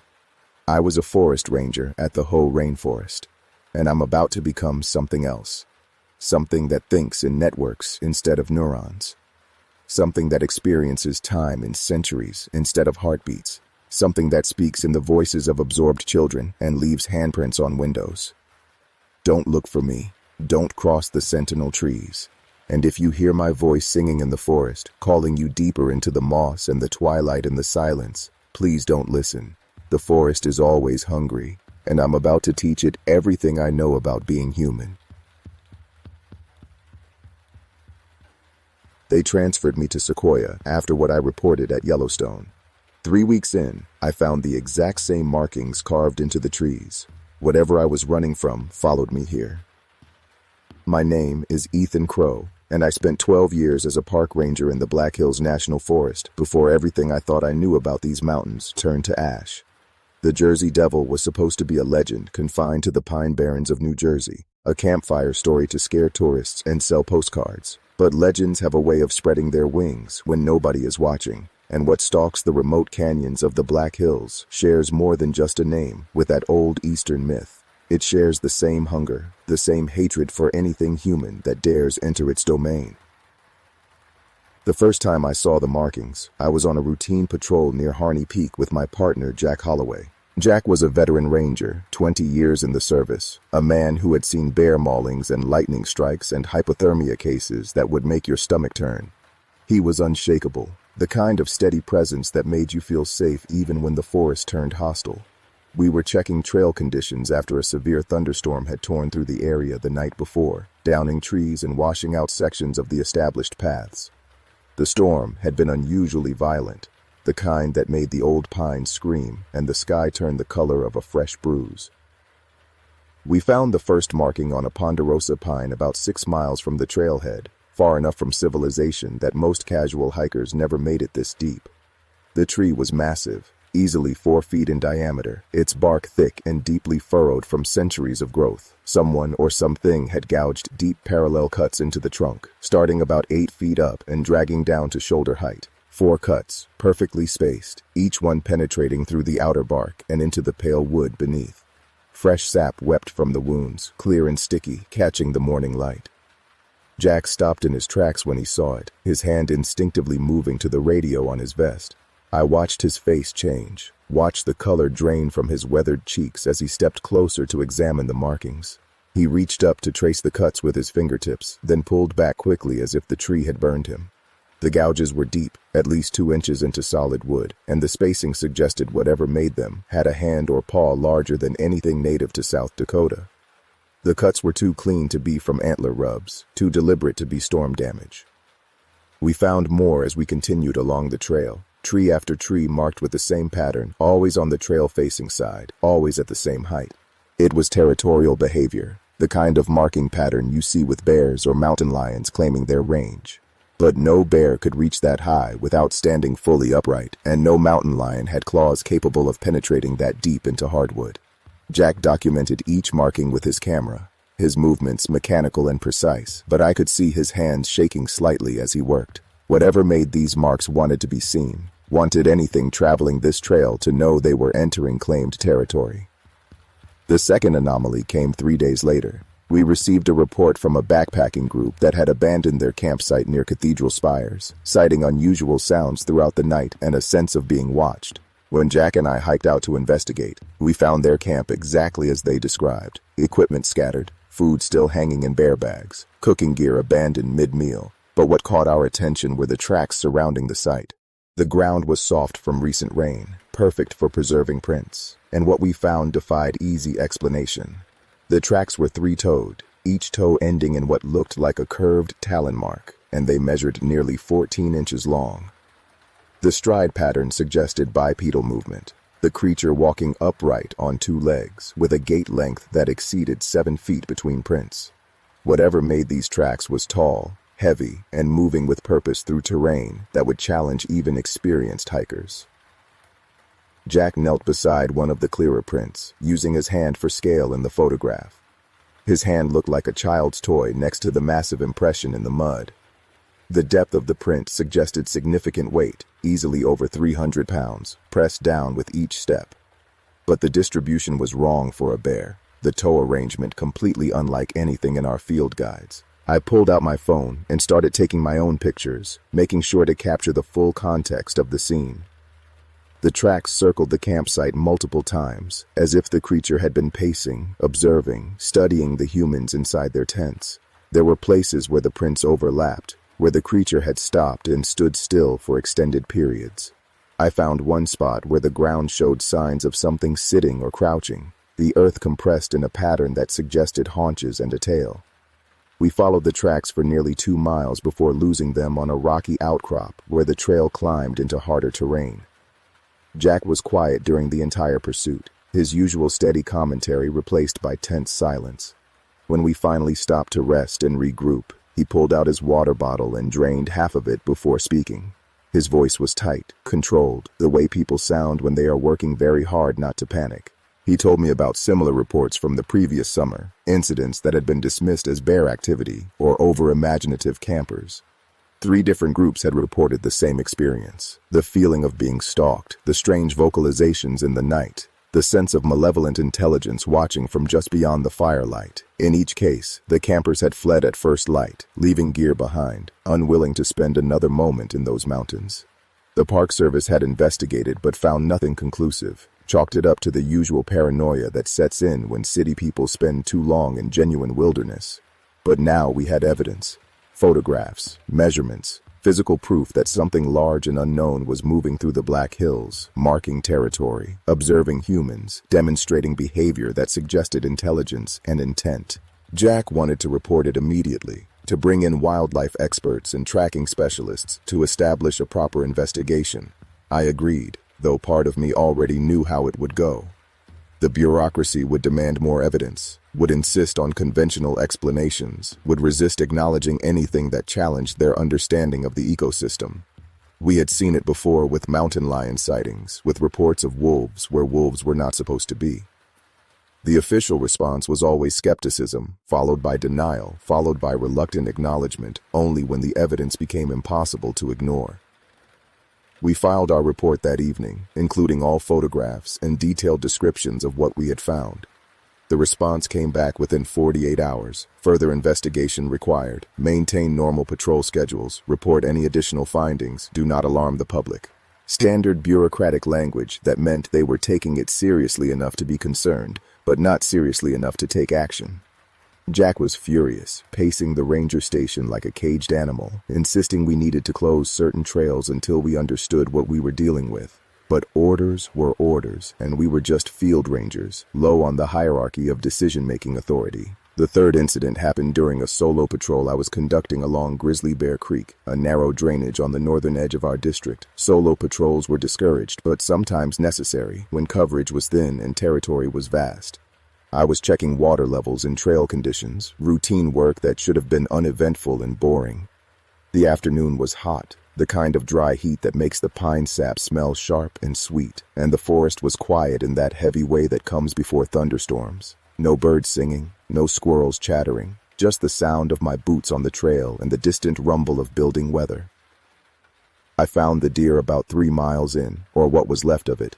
The carcass was hung in a tree, suspended about 12 feet off the ground, draped over a thick branch like a gruesome ornament. The body had been eviscerated with surgical precision, the chest cavity opened cleanly, organs removed and apparently consumed. But what disturbed me most was how it had been positioned. The deer was arranged deliberately, its head pointing down the trail toward anyone approaching, its dead eyes staring with that flat, glassy look that death brings. This was not predation, not in any natural sense. This was a message, a warning placed specifically where it would be found. I radioed Jack immediately, keeping my voice steady despite the cold sweat running down my spine. He arrived within the hour with Caleb Stone, our newest ranger, a kid fresh out of forestry school who still had that eager enthusiasm that experience had not yet beaten out of him. Caleb took one look at the hanging deer and went pale, stumbling back from the tree and barely keeping his breakfast down. Jack studied the scene with the grim focus of someone who had seen terrible things before and knew he was seeing another one now. We photographed everything, documented the height of the carcass, the method of suspension, the precision of the butchering. The deer had not been killed here. There was no blood on the ground beneath it, no signs of struggle. It had been killed elsewhere, processed, and then brought here and hung as a deliberate display. The branch showed claw marks where something had climbed up to drape the body, deep gouges in the bark that matched the territorial markings we had been finding on the trail trees. Whatever was doing this was strong enough to climb while carrying a full-grown mule deer, coordinated enough to position it carefully, and intelligent enough to choose a location where it would have maximum psychological impact. Jack ordered Caleb to secure a perimeter while we worked, to keep watch and alert us if anything approached. The kid was shaking as he took up position, his hand resting on the canister of bear spray clipped to his vest, his eyes scanning the darkening forest with barely controlled fear. We were lowering the carcass when we heard it. A sound from deeper in the forest, a vocalization that started low and rose to a piercing shriek that seemed to vibrate in my chest cavity.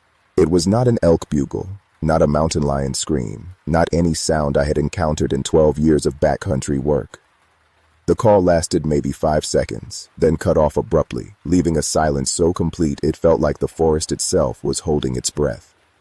Caleb spun toward the source, his bear spray now in his hand, the safety cap already flipped off. Jack and I exchanged a look, the kind of wordless communication that comes from working together in dangerous situations. We needed to leave, immediately, while we still had daylight and clear trail. We abandoned the deer carcass, marking the location with GPS coordinates for later retrieval, and began hiking back toward the trailhead at a pace just short of running. The forest felt wrong now, oppressive and hostile, every shadow suddenly suspicious, every distant sound potentially threatening.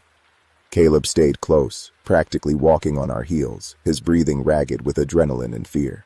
We made it maybe half a mile before the smell hit us, a thick, musky odor like wet dog mixed with something rotting, something dead and decomposing in summer heat. The stench was overwhelming, making my eyes water and my stomach clench. I had smelled dead things before, bears and elk, and even a human corpse once, but this was different, more pungent, almost chemically intense. Jack stopped walking, his head tilted, listening. I heard it too, the sound of something large moving through the brush parallel to our trail, keeping pace with us but staying just out of sight. Branches snapping, undergrowth rustling, the heavy deliberate footfalls of something that was not trying to be quiet anymore. We were being followed, tracked, herded perhaps. I clicked the safety off my sidearm, a 9mm that suddenly felt completely inadequate. Caleb was praying under his breath, a constant stream of half-remembered scripture and desperate bargaining with God.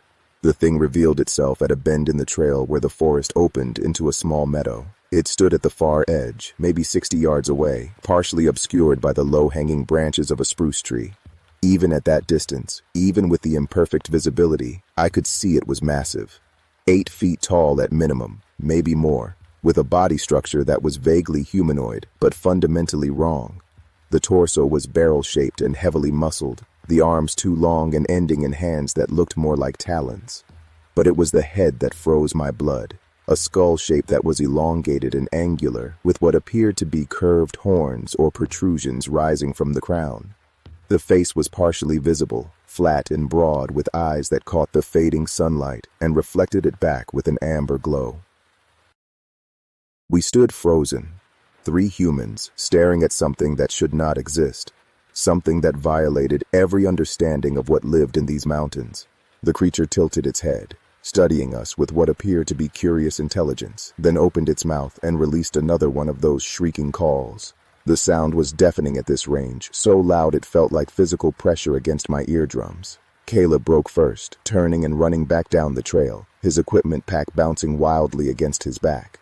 I wanted to run too, every instinct screaming at me to flee, but Jack grabbed my arm and held me in place.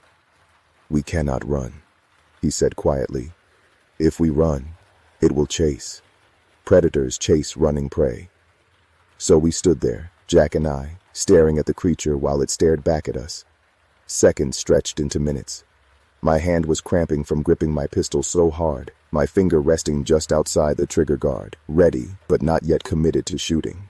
The creature made no move toward us, just watched with those glowing eyes, its massive chest rising and falling with slow, deliberate breaths. Then, as if losing interest, it turned and melted back into the forest, moving with a silence and grace that something that large should not possess. One moment it was there, solid and undeniable. The next, it was gone, leaving only the trampled grass and the lingering smell of rot and musk. We found Caleb half a mile down the trail, sitting on a rock and hyperventilating into his hands. He looked up as we approached, his face streaked with tears and dirt, his eyes wild. "I saw it," he kept saying. "I saw it. Oh God, I saw it." Jack helped him to his feet, speaking in low, calming tones, the way you would talk to a spooked horse. We made it back to the trailhead without further incident, though I felt eyes watching us the entire way, felt that same oppressive sense of being observed and evaluated by something that understood exactly what it was looking at. The official report went up the chain that night, this time with multiple witnesses, clear descriptions, consistent accounts. The response was immediate and decisive. All backcountry trails in the affected area were closed until further notice, citing hazardous trail conditions and potential wildlife threats. A special investigation team was assembled, drawing from state wildlife officials, federal park management, and even a few outside consultants whose credentials suggested military or intelligence backgrounds. They arrived 3 days later with equipment that looked more appropriate for hunting insurgents than studying wildlife: thermal imaging cameras, night vision gear, weapons that definitely exceeded standard park ranger issue. Jack, Caleb, and I were interviewed separately, our accounts recorded and compared, our credibility assessed. They were looking for discrepancies, for signs we had fabricated or exaggerated what we saw. But our stories matched too well, the details too consistent, the physical evidence too compelling. The claw marks on trees, the three-toed tracks, the hung deer carcass, all of it documented and photographed and impossible to dismiss as imagination or misidentification. The lead investigator was a man named Patterson, mid-50s, with the kind of weathered face that comes from spending too much time in hard places. He listened to our reports without interruption, asking occasional clarifying questions, making notes in a worn leather journal. When we finished, he closed his journal and looked at each of us in turn. "What I am about to tell you is classified," he said. "You cannot repeat it. You cannot discuss it with anyone outside this room. You cannot write about it or post about it or tell your families. Do you understand?" We nodded, though Caleb looked like he wanted to argue. Patterson stood and walked to a wall map of the Black Hills, marking several locations with red pins. "What you encountered is not unknown to us," he explained. "We have been tracking incidents like this for 7 years across multiple national forests in the western United States. The creature you saw has been reported under various names, Jersey Devil being the most common due to physical similarities to the original New Jersey legend, though we do not believe they are the same species or even related. What we are dealing with appears to be something native to North American mountain ranges, something that has adapted to remain hidden from human observation through a combination of intelligence, nocturnal habits, and aggressive territorial behavior." "How many are there?" Jack asked. "We do not know," Patterson admitted. "Sightings are rare and scattered. The creatures seem to be solitary or operate in very small family groups. They are highly territorial, marking boundaries and defending them with extreme aggression. What concerns us most is the escalating pattern of behavior. 5 years ago, encounters were minimal, mostly limited to distant sightings and ambiguous evidence. 3 years ago, we started seeing territorial marking and intimidation tactics. Last year, we had our first confirmed human fatality, a solo backpacker in the Bitterroot Mountains whose body was found in conditions very similar to that deer you discovered. The medical examiner ruled it an animal attack, but the precision of the wounds, the deliberate positioning of the remains, it suggested something more than simple predation. "What do you want from us?" I asked. Patterson returned to his seat, his expression grave. "We need to understand their patterns, their range, their numbers. You 3 are familiar with this territory. You know the trails and the wildlife behavior. We want you to continue your patrols, but with additional equipment and training. You will document any further encounters, collect any physical evidence you find, and report directly to me. This is not without risk, obviously. These creatures have demonstrated lethal capability. But we need information, and you are our best source." Caleb stood up abruptly, his chair scraping against the floor. "I did not sign up for this," he said, his voice shaking. "I wanted to be a park ranger to help people enjoy nature safely, not to hunt monsters or whatever the hell that thing is. I quit. Effective immediately. I quit." Patterson did not try to stop him as Caleb walked out, just made a note in his journal. Jack and I looked at each other, an entire conversation happening in silence. We could walk away too. Nobody would blame us.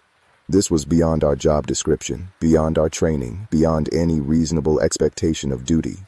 But we both knew we would not walk away.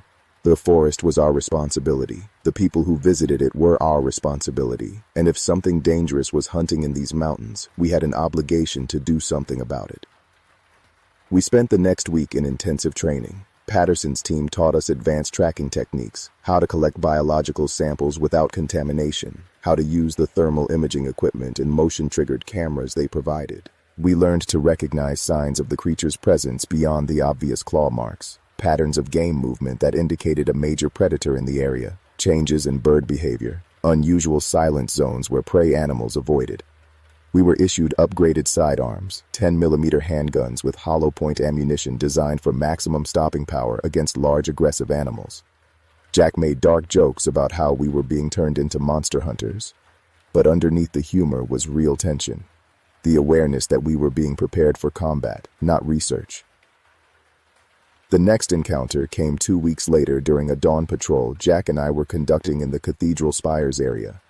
We had established a grid pattern, methodically working through the backcountry in sectors, looking for signs of the creature's activity. The sun was just beginning to break over the eastern ridgeline, painting the granite spires in shades of orange and gold, when we found the kill site. A bull elk, massive and mature, had been brought down in a small clearing surrounded by dense pine forest.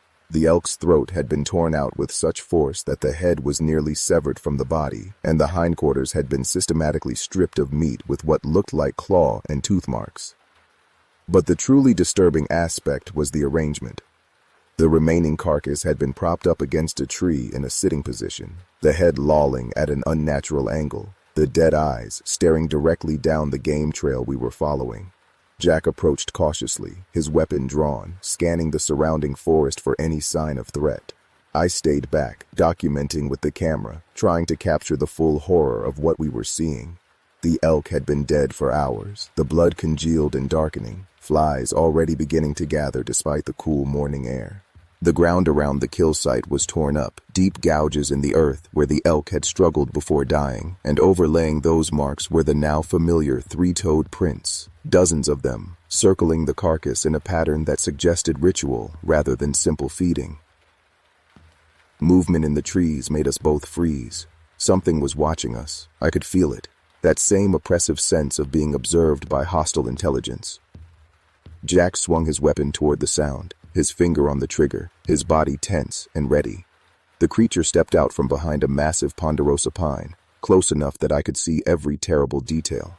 It was larger than the one we had seen before, easily 9 feet tall, with broader shoulders and longer arms.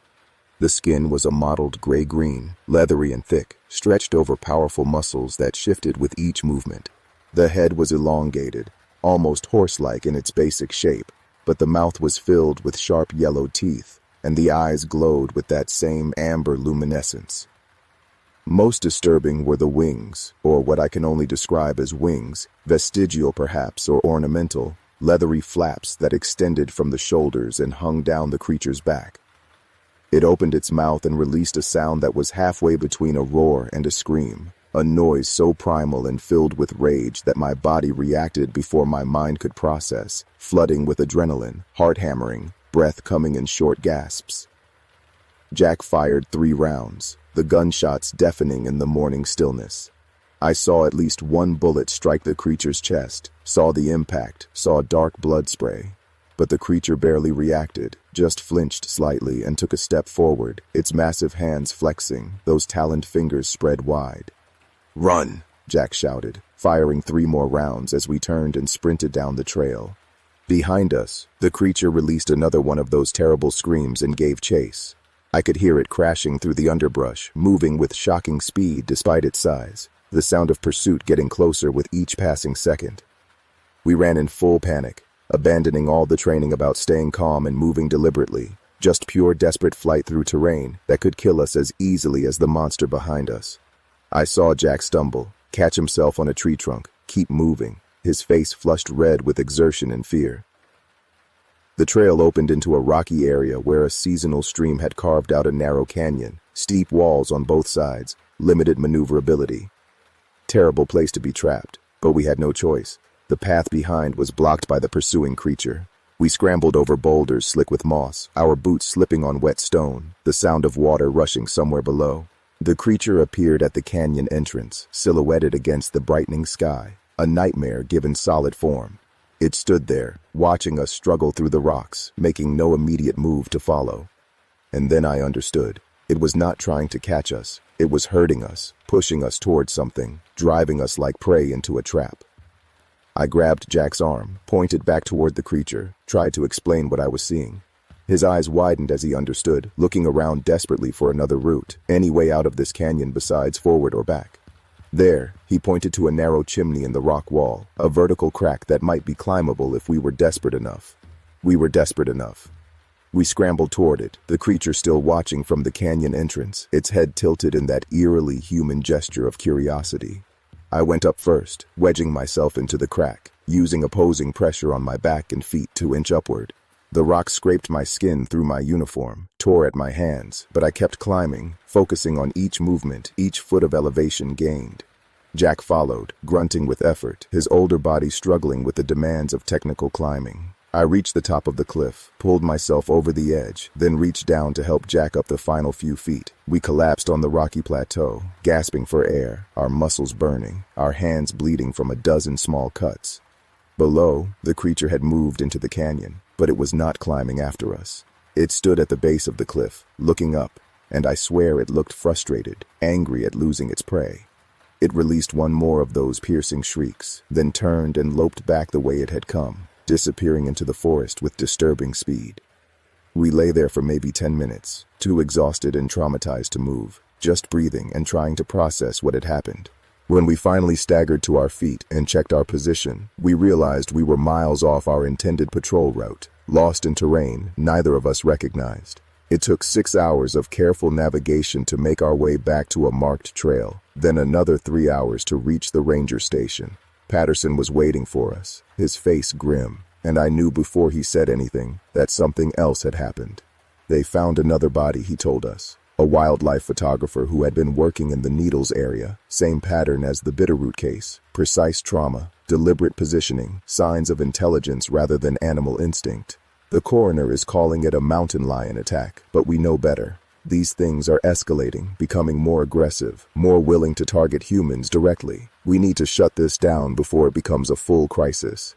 How? Jack asked. We cannot even get close to them without being chased off or herded into traps. They are smarter than us, faster than us, and our weapons barely slow them down.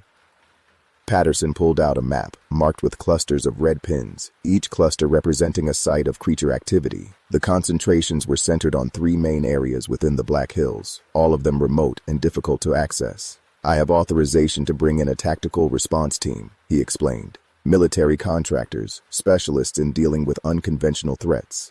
They will set up observation posts, establish firing positions, and wait for the creatures to show themselves. Then we eliminate the threat permanently. You are talking about killing them, I said. All of them.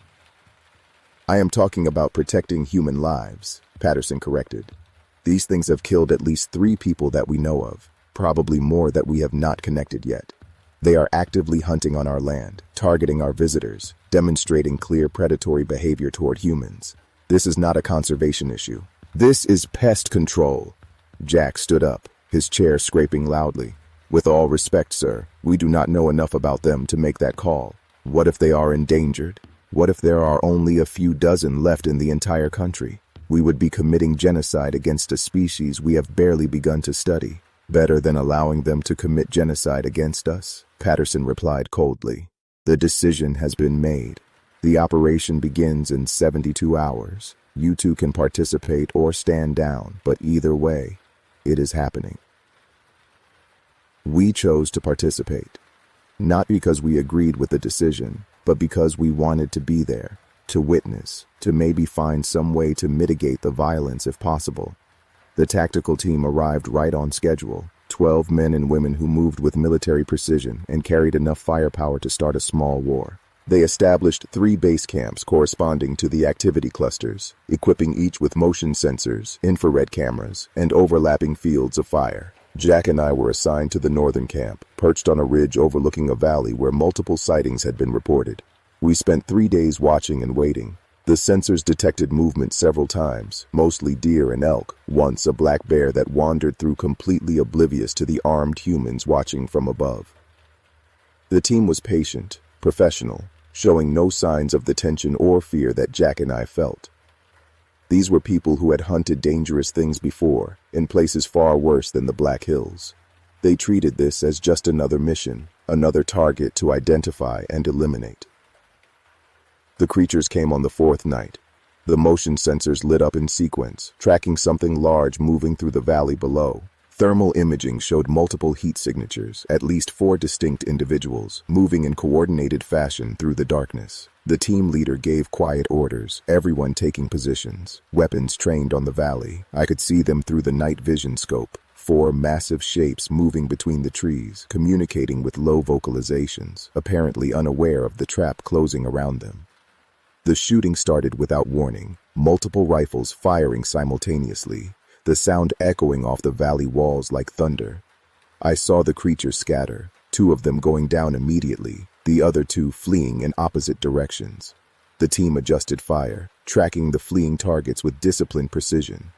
One of the runners made it maybe 50 yards before being brought down in a hail of gunfire. The 4th disappeared into heavy forest, escaping the kill zone despite dozens of rounds fired in pursuit.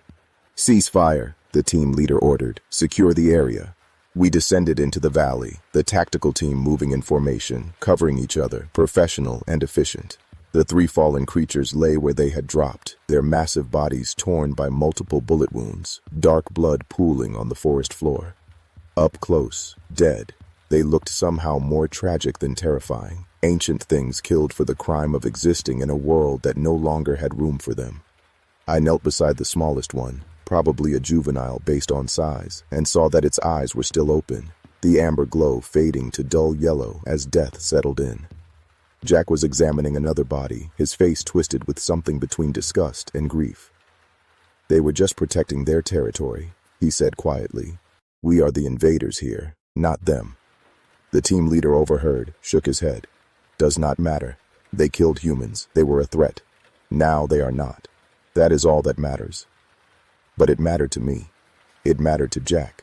We had just participated in the extermination of something rare and unique, creatures that had existed in these mountains for who knows how long, surviving in secret, asking nothing from humans except to be left alone. And we had responded to their existence with overwhelming violence, because that is what we do when we encounter things we do not understand and cannot control.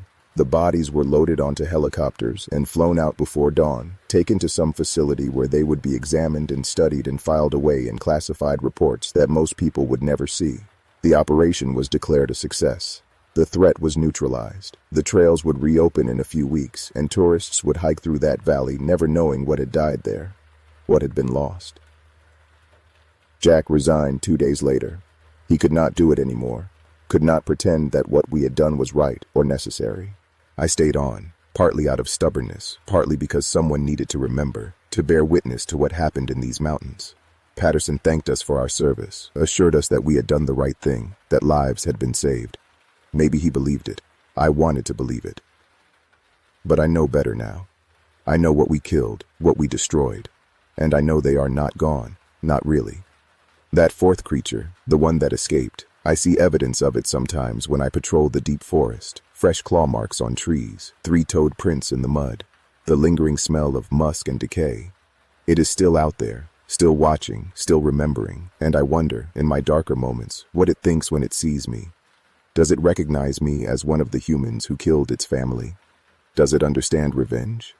Because sometimes, late at night when I am alone in my cabin, I hear that shrieking call in the distance. And I know, with absolute certainty, that it is calling for me. The forest never forgets, and neither do the things that dwell within it. This is my testimony, my confession, my warning. The Jersey Devil of the Black Hills is real, and we tried to erase it from existence, but you cannot kill a legend. You can only make it angry. And somewhere in those dark pines, under those cold stars, it waits for the chance to even the score.